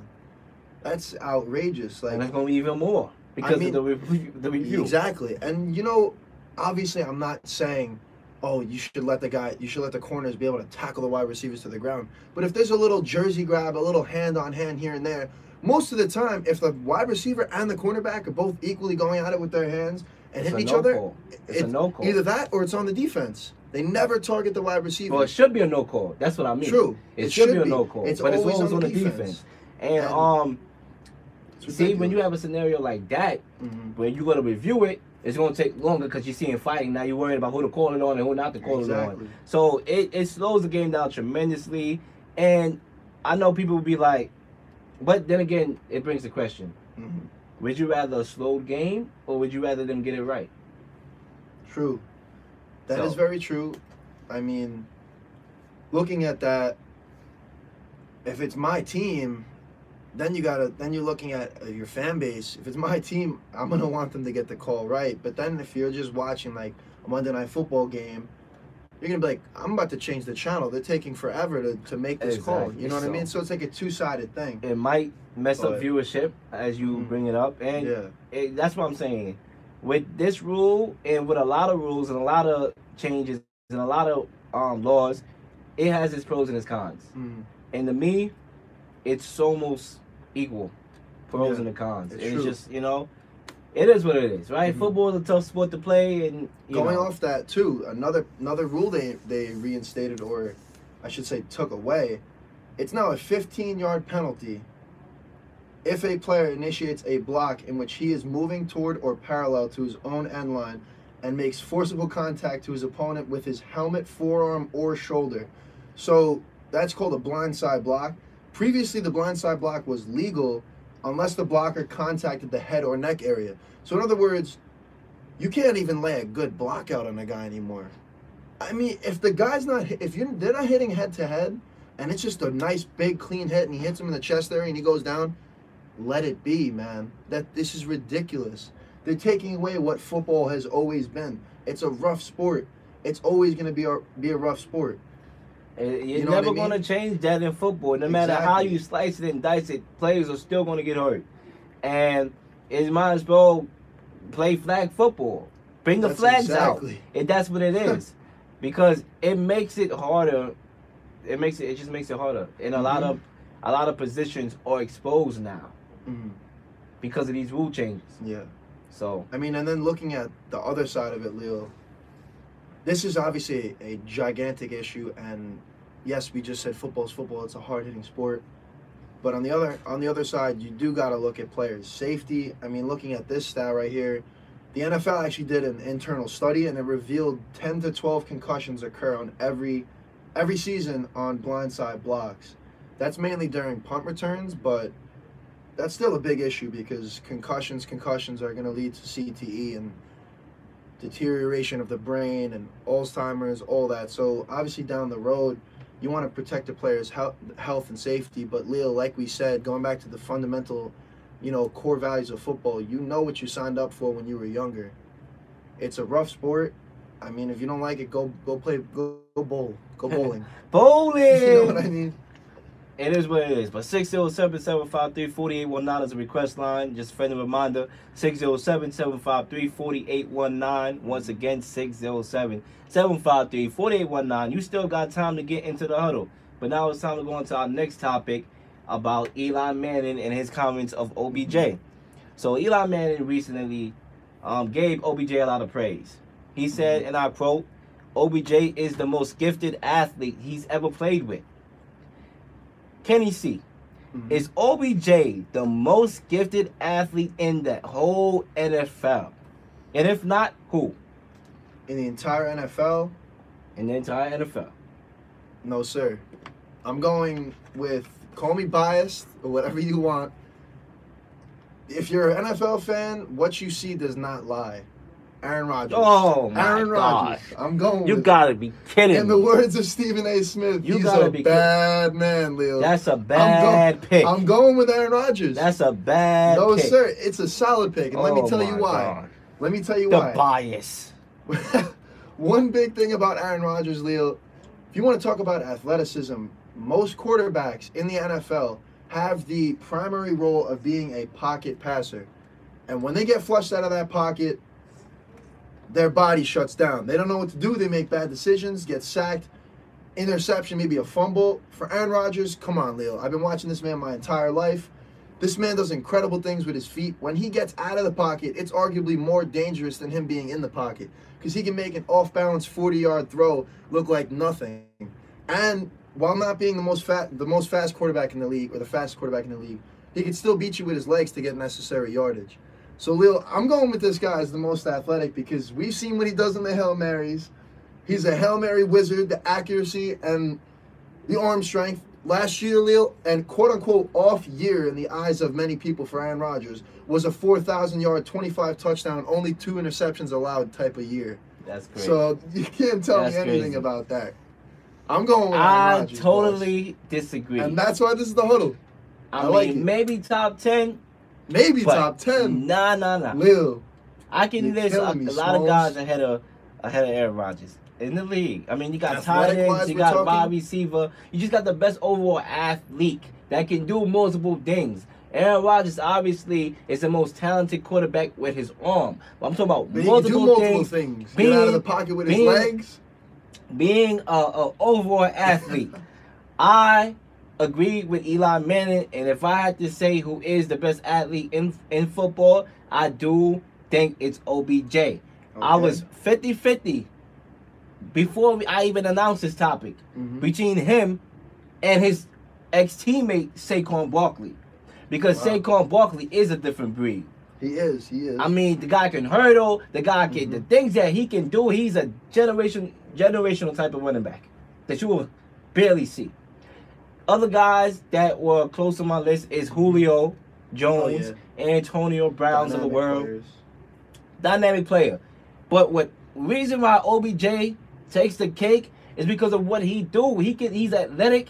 He's very fast. He can catch a slant route and take it to the house. He can do black flips. He can catch the ball with 3 fingers. He even do a couple quarterback passes, that deep balls that led to touchdowns. So he can play quarterback also. He could catch the ball with 3 fingers. He could turn a 5-yard gain into a 50-yard gain, and everybody know his name. He got the dance moves in the end zone too. Along with that, he can do the cha-cha. He can do the thriller, the Michael Jackson thriller. You seen him do it before. I seen this guy workout videos. This guy is a different specimen. He's an athlete. He's an overall athlete. No, he is and a that's boss. why I believe that he is the best athlete in the NFL, in my personal opinion. So here you heard it here. Lil's pick is OBJ. Yes, Mine's sir. Aaron Rodgers. If you guys think otherwise, Who or do y'all whatever you think? Who do you guys think? 607-753. We'll start taking calls again. 607-753-4819. Who is the best athlete, most gifted athlete? Somebody call in. We the need NFL. to hear And another opinions. thing too, you know, it's the most gifted athlete. And when I think of gifted, I think of talents that, you know, other guys don't have in your position. Obviously, Aaron Rodgers, the more I think about it, is a definitely good pick. He's but definitely it's not the number one breed. pick because he is gifted. Just being at the quarterback position. At first, I was comparing apples to oranges. But if you compare apple to apples, in my estimation, in my translation, comparing quarterbacks, he is the most gifted quarterback ever, and that could account for the list too. Because we talking about gifted, and I'm now looking at the position too. Yeah. He is a gifted quarterback, and a lot of guys don't have what he have. Being able to roll out and throw a 70-yard bomb on a rollout. I mean, Lil, having the best touchdown to interception ratio for a career is pretty Being impressive. able to, you know what I mean? You know, just drop the dime on a Hail Mary right in your bucket. That is transitional. I mean, that is gifted. You know, so it is a better pick now that I look at it. But I'm still going with OBJ because a lot of things OBJ does, I just think he's just gifted. No, he's an incredible athlete. And don't I mean, get me wrong, he knows I how love to seeing dance. him. He knows how to do all these things. He's just gifted. Just a fun fact for you, Lil. It's like Chris Brown. 2016, I was at the famous catch game. I saw you was over Odell there. catch the ball. Wow. That was That probably had to be a sight to watch. one of the greatest things I've ever seen. I looked at my friend. I was like, there's no way he caught that ball. Fans saw the replay. The stadium erupted. It was incredible. I mean, stuff like he that. is It's just a different breed of player. That's why I say he reminds me of Chris Brown on the football field. Because Chris Brown, we all know, is the most gifted performer in this world right now. Yeah. He can dance. He can dance like MJ. He can His sing. voice. He He got can the voice. act. He's multi-talented. OBJ reminds me of a multi-talented person, and that's why I believe he's the most gifted athlete. And now that we're talking OBJ, real quick, because we didn't get to touch on it because we were on vacation, what are your thoughts on the Giants moving on from OBJ and trading him? We didn't get to hear that. All right, Lil. So I heard earlier on Anthony's show, Anthony said, yes, it is time to move on. I disagree. I think that they needed to get him out of there. Lil, I agree with you. I disagree with Anthony.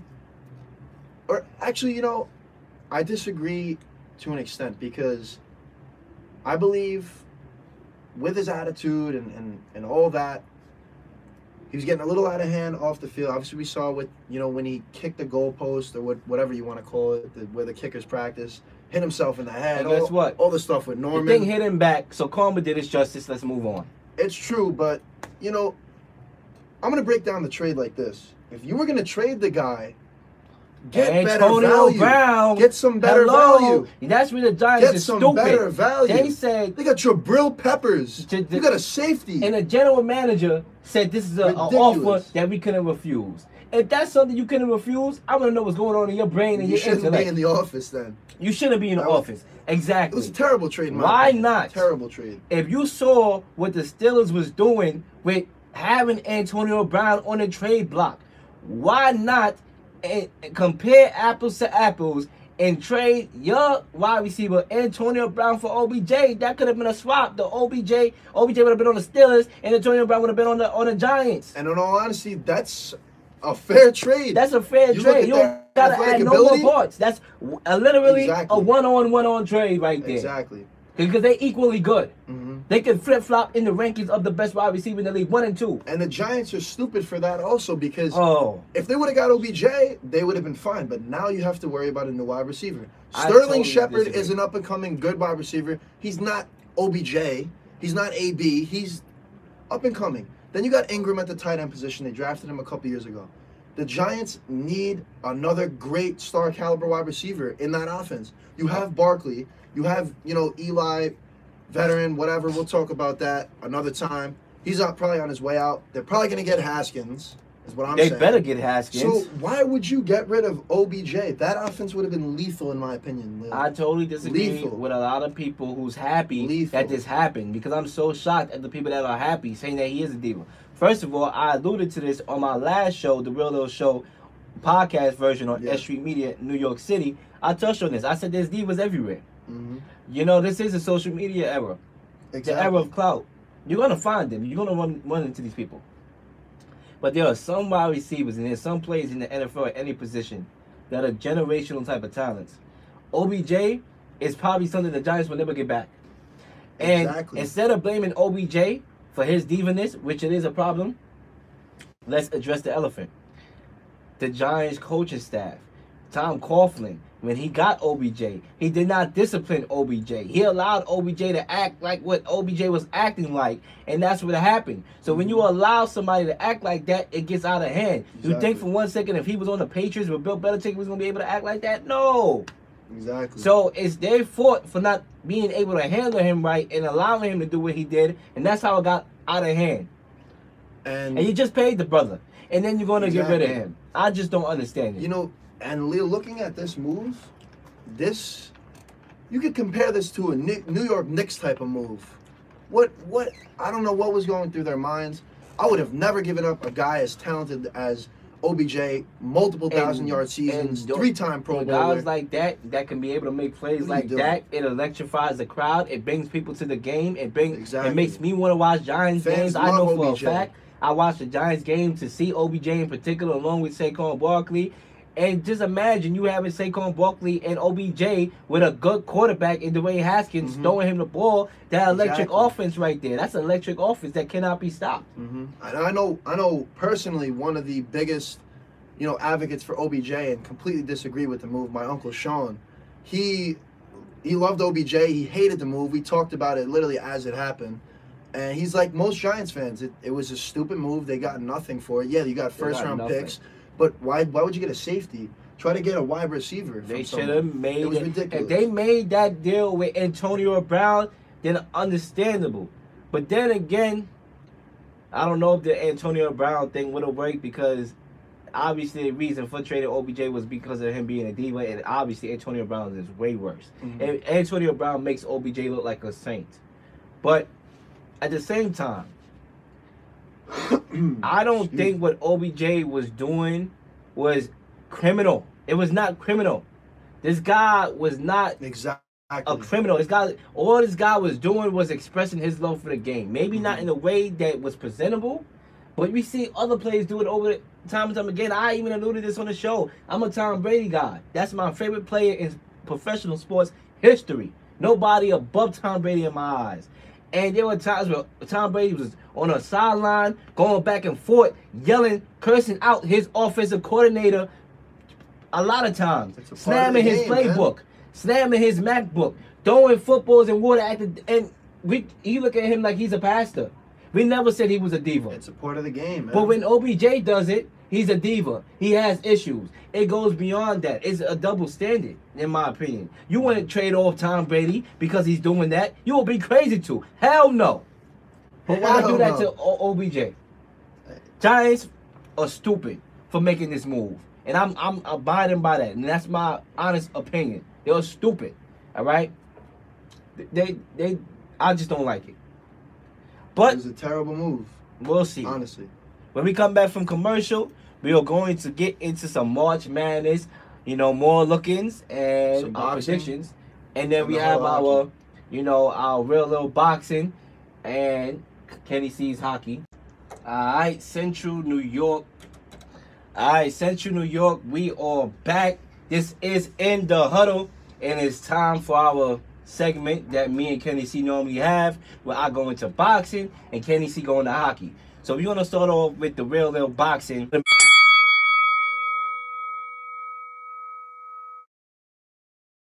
And I'm going to talk about Manny Pacquiao. The Pac-Man, ladies and gentlemen. The Pac-Man. So the other day, Manny Pacquiao had posted a poll on Twitter. And in that Twitter poll, he asked, who should I fight next? Most notably about that Twitter poll is that he did not mention Errol Spence Jr., which is, eye-opening because Errol Spence Jr., who fought Mikey Garcia 2 weeks ago, won that fight and called out Manny Pacquiao. Manny Pacquiao came into the ring, and Errol Spence was like, let's do this. Let's fight. So to post a Twitter poll that does not include Errol Spence Jr. makes it obvious that Pacquiao does not want that fight. which I solely believed in the beginning. When he got into the ring, when Errol Spence called him out, the brother looked like, why you calling me out for? I don't want to be here. I don't want to be in this daggone ring. Please, leave me alone. All right, leave me alone. That's basically what it looked like. But a lot of people are like, wow, Manny Pacquiao, the late, great Manny Pacquiao, is ducking boxes since when? Because this was the Pacquiao that was never scared to fight anybody. Hold your brakes. This Manny Pacquiao, we have to realize, is getting old. And I never wanted that fight in the beginning. I don't want to see that fight. Because Manny Pacquiao, yes, he still got a lot left in the tank, but he is on his way out the door. Why let him fight Errol Spence Jr., who's at the top of the welterweight division?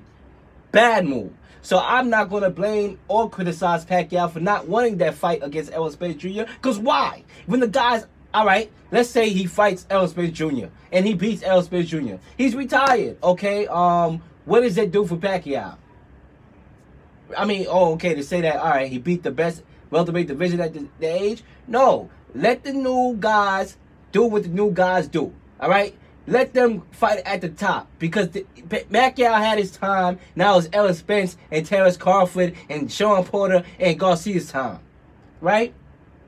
The fight, so basically in the poll, most people picked Keith Thurman. Well, it was Floyd Mayweather number 1, Keith Thurman number 2, I believe Danny Garcia number 3, that finished in 3rd place, and Sean Porter at number 4. I agree with the fans. I would rather see Mayweather and Pacquiao part 2, because Manny Pacquiao and Mayweather is halfway out the door. Well, Mayweather is out the door already because he is retired, but he sometimes have a habit of jumping in and out of the door. But technically he's out the door and he's on his way out for good. Well, he is out, but I don't know if he is in. I mean, that's what it goes with Mayweather. He's in, he's not in, da-da-da. But these are two guys that the first fight, obviously it wasn't the fight that we wanted to see, and it didn't live up to the expectation. But the fact of the matter is, Manny Pacquiao was hurt. He injured his arm, and obviously it wasn't a competitive fight. Manny Pacquiao was hurt, so why not want to see that fight again, right? These two guys that were at the top of the welterweight division, they had to fight again, right? But if not Mayweather, I agree again with the public. Keith Thurman is the next guy on the list. Why? Because Keith Thurman did not look good in his last fight against Josecito Lopez. All right? And he had the long layoff. He came back. He looked rusty. And I believe he's still undefeated. He wants to prove that he can beat Manny Pacquiao. And these are two fights stylistically, I believe, match and will be a good fight. So I would want to see Keith Thurman and Manny Pacquiao. If not that, then Manny Pacquiao probably retire. But then again, you have Marcus Maidana, who's also in the talks now. He's making workout videos, haven't fought since the 2 fights against Mayweather. He might want to take a crack at Pacquiao. So maybe, I don't know. Let me know how you feel about that fight when this video go up on YouTubers, right? But the bottom line is, Manny Pacquiao is an iconic figure. He's still bringing pay-per-view buys at his age on the way out the door. All these welterweight guys want to crack at Pacquiao. Garcia does. Sean one-time Porter does. Errol Spence does. And the reason why I believe these guys want to crack at Pacquiao is because they know Pacquiao brings in the numbers. That's a big payday. That's pay-per-view. And he's halfway out the door. So we can take advantage of him being old and being a little rusty, not being that same Pacquiao. Because you mean to tell me these guys would have won a fight Pacquiao in his prime? Hell no. It was not going to happen. So it is a good fight for all the welterweights in the division, and they want to crack at him. But who should Pacquiao fight next? Save it for the one time, if it's not Mayweather. And that's Real Little Boxing. I'm going to send it over to Kenny C to talk some hockey and Kenny C's Hockey Talk. Ladies and gents, you heard one of the best insights on boxing from the Real Lil. You know it. And now we're going to jump into hockey.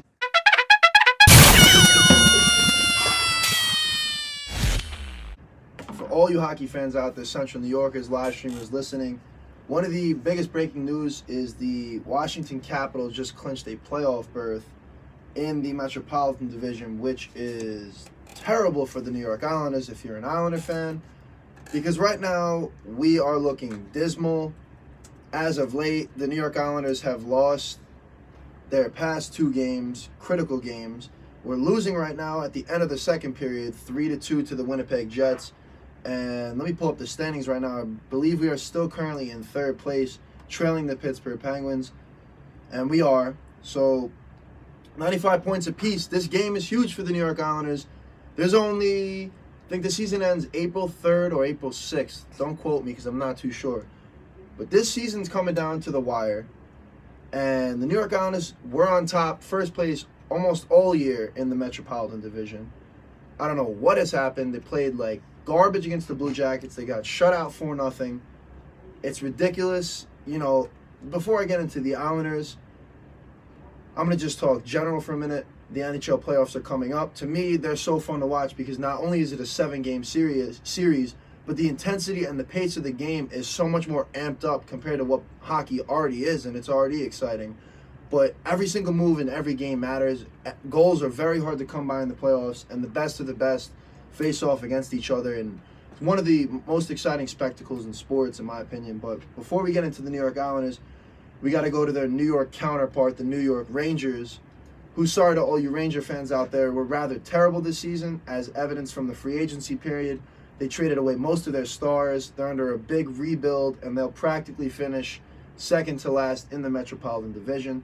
So a lot of work needs to be done with the Rangers franchise. And, you know, it seems like Henrik Lundqvist is the only guy really playing for them right now. But their season's pretty much over, and the playoffs, like I said, are right around the corner. As for the Buffalo Sabres, they have already been eliminated from playoff contention as well, likely to finish in the bottom 3 in their Atlantic Division. So there's really only one New York team to really root for come these playoffs, and that's the New York Islanders.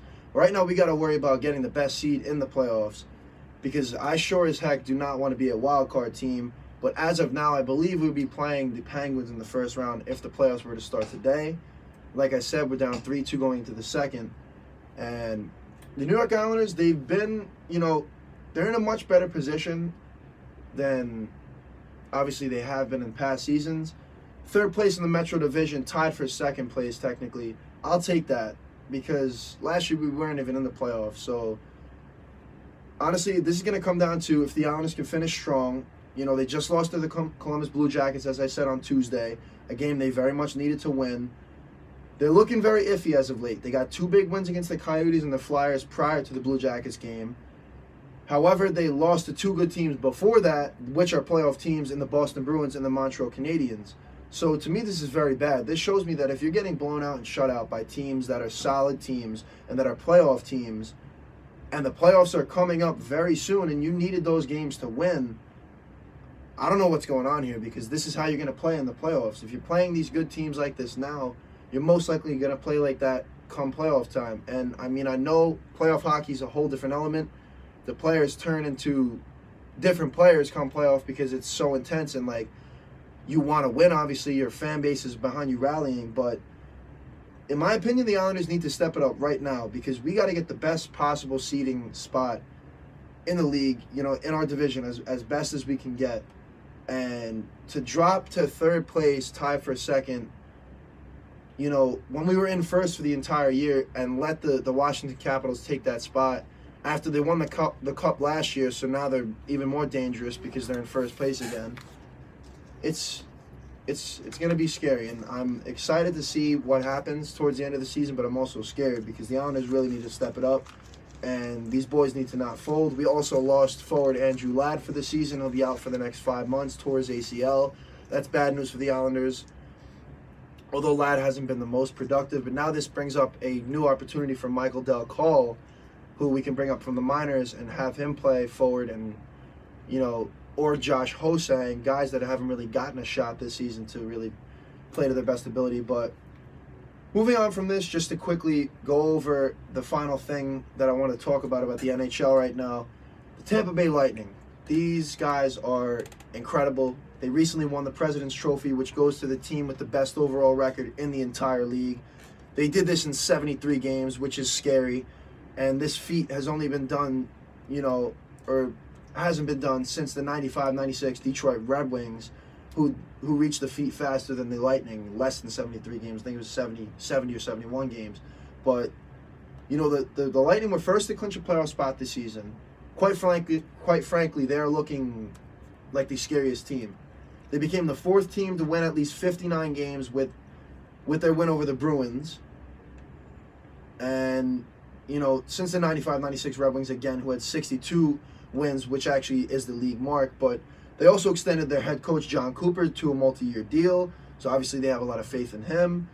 Tampa, they have a goal differential as well of plus 100, which is the NHL's highest mark since the 05-06 season, in which the Ottawa Senators had the best at 103, plus 103.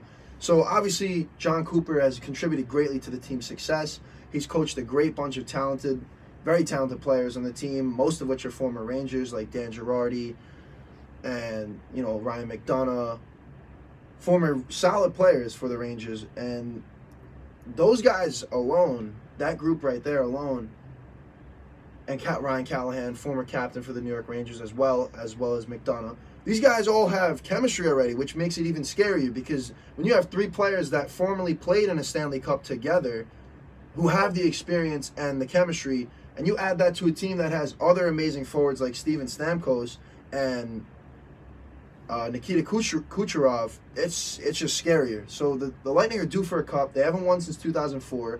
They've been in 3 out of the last 4 Eastern Conference championships. They lost in 2015 to the Blackhawks, in the Stanley Cup. So I could definitely see the Tampa Bay Lightning winning it all this year. They're a powerhouse team, and I feel they're going to dust whoever they play in the first round. And I don't really think there's much to stop them, but we've seen them lose in the past, and as we're cutting it close on time here, that pretty much wraps up Kenny C's corner of hockey, or hockey talk, whatever you want to call it. Yes, sir. Which means, you know, we went in overtime a little bit, so we're going to cut it short with the March Madness. We'll probably end around 10-10, because 10-10 wins. 10-10 wins, especially when you're in the huddle, ladies and gentlemen. So shout out to all the downstaters who know that reference. So let's go to March Madness right now. Yes, you know, sir. There's a couple games that just finished. As we all know, Gonzaga, ranked number 1, beat it.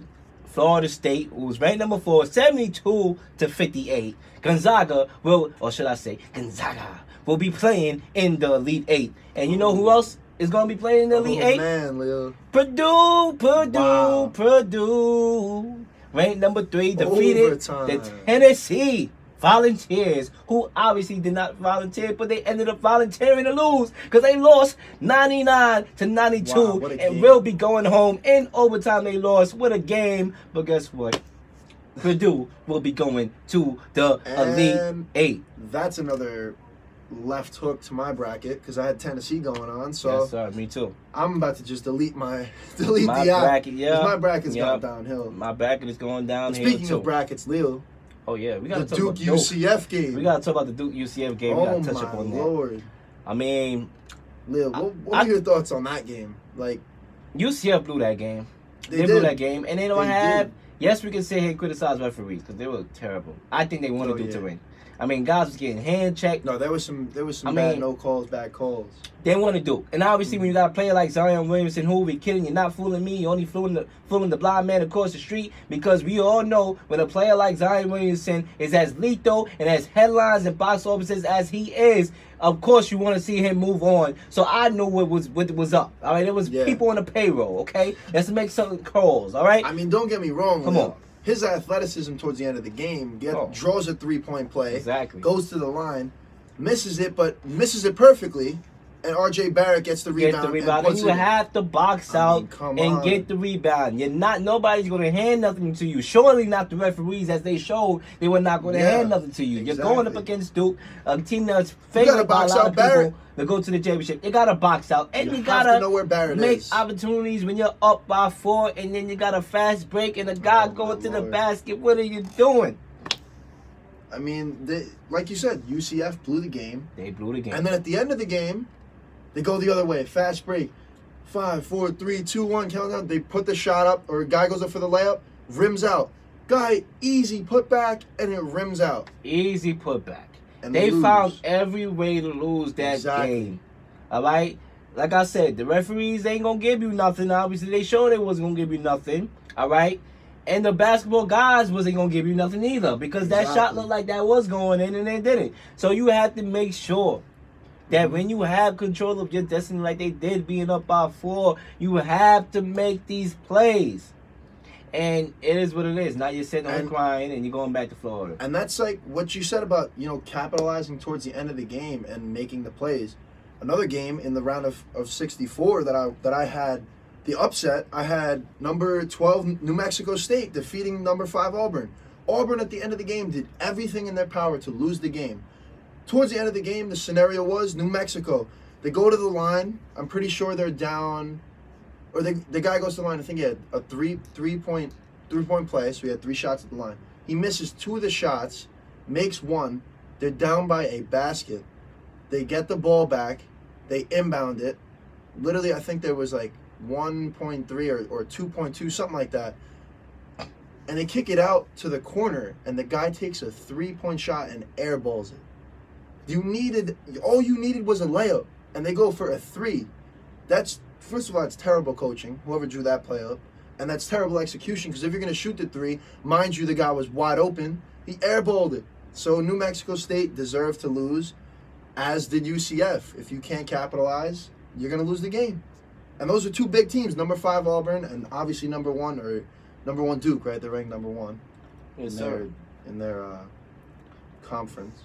So but it comes down to execution. But I do think that UCF, even though they couldn't pull it out, even though they blew the game, they definitely put the precedent out there on how to beat Duke. Duke got exposed. Oh, yeah. They cannot shoot. They're a terrible 3-point shooting team. And if a team playing Duke next, which I believe is Virginia Tech, that's gonna be a tough game. You use that blueprint of what UCF did to beat Duke. Exactly. You watch that film, and you obviously study what happened. You capitalize too. You make sure you capitalize. So, obviously, people's brackets is messing up. Mine's is messing up. But we have some games to be played. We just said who won and who will be moving on. But we got games that are going on now. Michigan, number 2, who I had going to the championship game. No. I had them going to the Final Four. And playing Duke. That's how I have it. Okay. They're playing Texas Tech right now.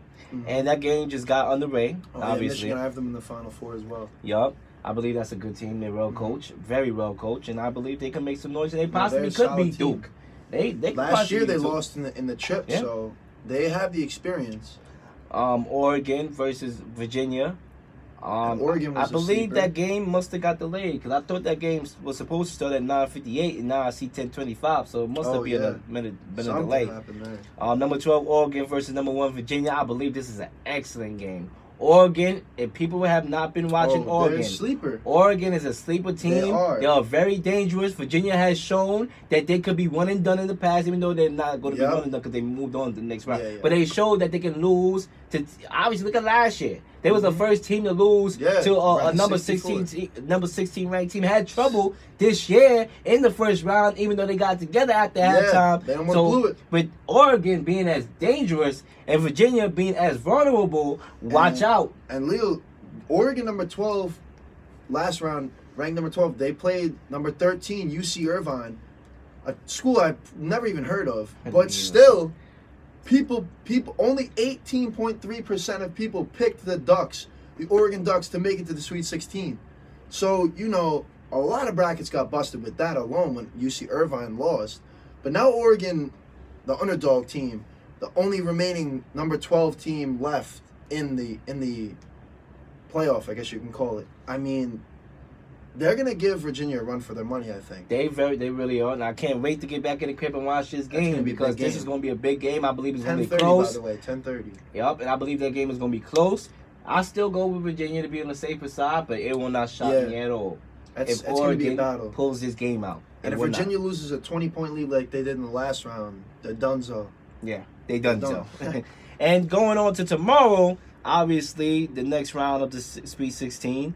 The next group of teams playing, you have LSU versus Michigan State. We might as well go ahead and pick these games. Number 3 LSU versus number 2 Michigan State tomorrow, 7:09 Who do you got? Can you see winning this game and moving on to the Elite Eight? Well, according to my bracket, Lil, I had LSU. I picked them to win it. I mean, last round they didn't disappoint at all, beating Maryland, and that was a very close game. But they were able to come out on top in a crazy game. 1.8, I think. The guy had an incredible layup. I forget his name off the top of my head, but he put it in and they won the game. So I think they got the momentum, and I don't think Michigan State's going to beat them. I'm taking LSU. I'm going to take the LSU Tigers too. This is a team that I had moving on to the next round, and I'm not going to pick against them now. Give me LSU to win that game.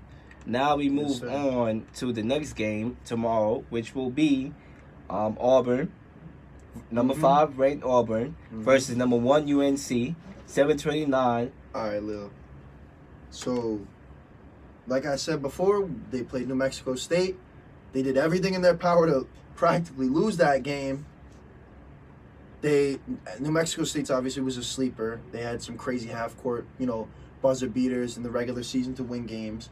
So it was a little bit of luck, but they were a pretty decent team, but not as good as Auburn. And Auburn pretty much at the end folded. And North Carolina, forget about it. I actually, in this bracket, I have them winning it all. Kobe White, the point guard or the guard for North Carolina, this guy's been incredible all year. I watched the game against Cuse. He tore up Cuse. He's a hell of a point guard. Then they have Luke Maine, the big forward. He's definitely a post force to be reckoned with, and Nasir Little as well. I'm going with the Tar Heels. I'm going with the Tar Heels, North Carolina too, because I do have them making the Elite Eight in my regular bracket. I still have them, so I'm going to pick them. But very vulnerable. Yeah. But I think they'll get it done. They'll put the pedal to the metal and get it done. They've got a good bench as well. So. Yeah, exactly. I got them going on to the Elite Eight. Now we have, to cap the night off tomorrow, Virginia Tech, as we was just talking about, Virginia Tech, main number 4 against Duke, Zion Williamson, and the Blue Devils, number 1. 9:39 tomorrow. I think this is going to be a decent game. Watch out for Virginia Tech. I believe this is going to be a close game. And didn't Virginia Tech beat Duke this year? I believe so, yes. I believe they beat Duke this year, so they have that experience. As we said, Duke got exposed last week. This is a dangerous game for Duke. Yes, but sir. I have the Duke Blue Devils actually making the national championship game. So I'm going to go with Duke. Well. I'm going to go with Duke in a close game. Probably in the lens of 78-73. I couldn't agree more. It's going to be a close game, but in reality, R.J. Barrett and Zion and Cam Reddish are going to be too much for Virginia Tech to handle, and they're going to win it. And then it wraps up at 9:59 tomorrow night. To wrap up day 2 of the Sweet 16. Number 3, Houston versus number 2, Kentucky. Kentucky's very vulnerable without their player being injured. But I still have Kentucky going. I actually have Kentucky in the championship game too, along with Duke. And you will be surprised, but I actually had Kentucky winning it. The whole thing. So, which means I had them in the championship. Which means I'm going with Kentucky to win this game. I'm going with them too. So you have, we both have the same 2 teams in the championship game. Duke versus Kentucky. So. Yes, this bracket I have Duke and Kentucky. But Another bracket I have North Carolina. I have Kentucky winning the whole thing, and you have Duke, I'm guessing. Yeah, yes, sir.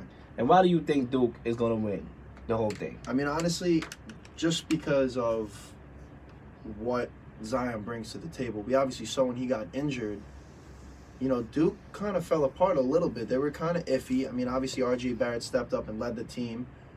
But when Zion's on the court, him and Barrett, they're dropping like 20-25 points apiece. I just think their starting 5 is just too powerful to get beaten. But I will say this, their Achilles heel is their bench. They have 0 bench and they have no shooters. So that's really gonna take them down, but I'm still confident that their starting 5 will be strong enough to do it. That's just me. But in my other bracket, that's why I chose North Carolina, because of their dangerous bench as well. They're an all-around solid group. They're not just 3 stars like. Oh, you did 2 brackets. Yeah, I did 2. No, my son trying to. My son ain't playing. My son like, I'm gonna make 2. Yeah. So I mean, just because of their lack of bench, that's gonna kill them, in my opinion, or could kill them. But overall, I think they're going to be strong enough to Duke's win. lack of shooting is what's going to hurt them. I mean, Yeah. R.J. Barrett is a guy who can shoot. Yeah, but, he's a decent shooter. you know, a lot of other guys Cam Reddish can't shoot. can shoot a Zion little Williamson is iffy with that. Mhm. And, you know, he missed a pivotal free throw in the UCF game. Exactly. Obviously, they was able to get the rebound that could have cost him. So Yeah, that's why I believe that's true. Duke is vulnerable and will lose. But, you know, that's our predictions for March Madness. The Elite sir. Eight is this Saturday. Obviously, the games is underway. We had Gonzaga win 72-58 over Florida State. We had Tennessee going down in overtime to Purdue, 99-94. And we have games tomorrow. And we have the Elite Eight on Saturday. And I will be back on Monday on the Real Little Show to recap the Elite Eight, plus going into the controversial topics like I normally do between sports, politics, and boxing on the Real Little Show. In the huddle. Then we have in the huddle Thursdays on our brand new Thursday sports show, or you can talk sports, starting at 4 o'clock with the Dean Sports Show from 4 to 6. The Rock Report with Anthony, who's always a guest on our show, 6 to 8, and then capping it off in the huddle 8 to 10 on Thursdays. So from 4 to 10, if you're a sports fan, this is Cortland. This is for you. And I just wanted to say this to all you Central New Yorkers. It is an honor that me and Lil get to utilize this radio station and do what we love to do for you guys listening. And that's whole sports block. Like Lil said, if you're a sports fan, tune in because it doesn't get better than WSUC has not had something like this in a while. And it hasn't had we nothing have like a this good in a while. Cortland as a town hasn't had nothing like this in a while. We all thriving as a radio station. We all Cortland's radio station. The only radio station that they get from out of you know, either from us, is from Syracuse. So we are here, and we are Cortland's radio station. We also have music shows in between the week, too. I believe Tuesday, Chris Williams, the Williams Wave. He also talks sports here and there. He talks, you know, about, you know, issues in the world, only playing music, tune into him. We also have Trevor. Clever Trevor on UFC. Wednesdays, who was on the show today. Going to be talking everything you could talk UFC and MMA, 8 to 10. And our brand new Thursdays of shows, you know. So everything is going in the right direction, you know, and the right direction is the right direction. Yes, and that pretty much wraps up a jam-packed show today. What a show. What a show. The Huddle is always live. Me and Lil keeping it real. Thank you all. And with that, we must leave. Break. Have a good night.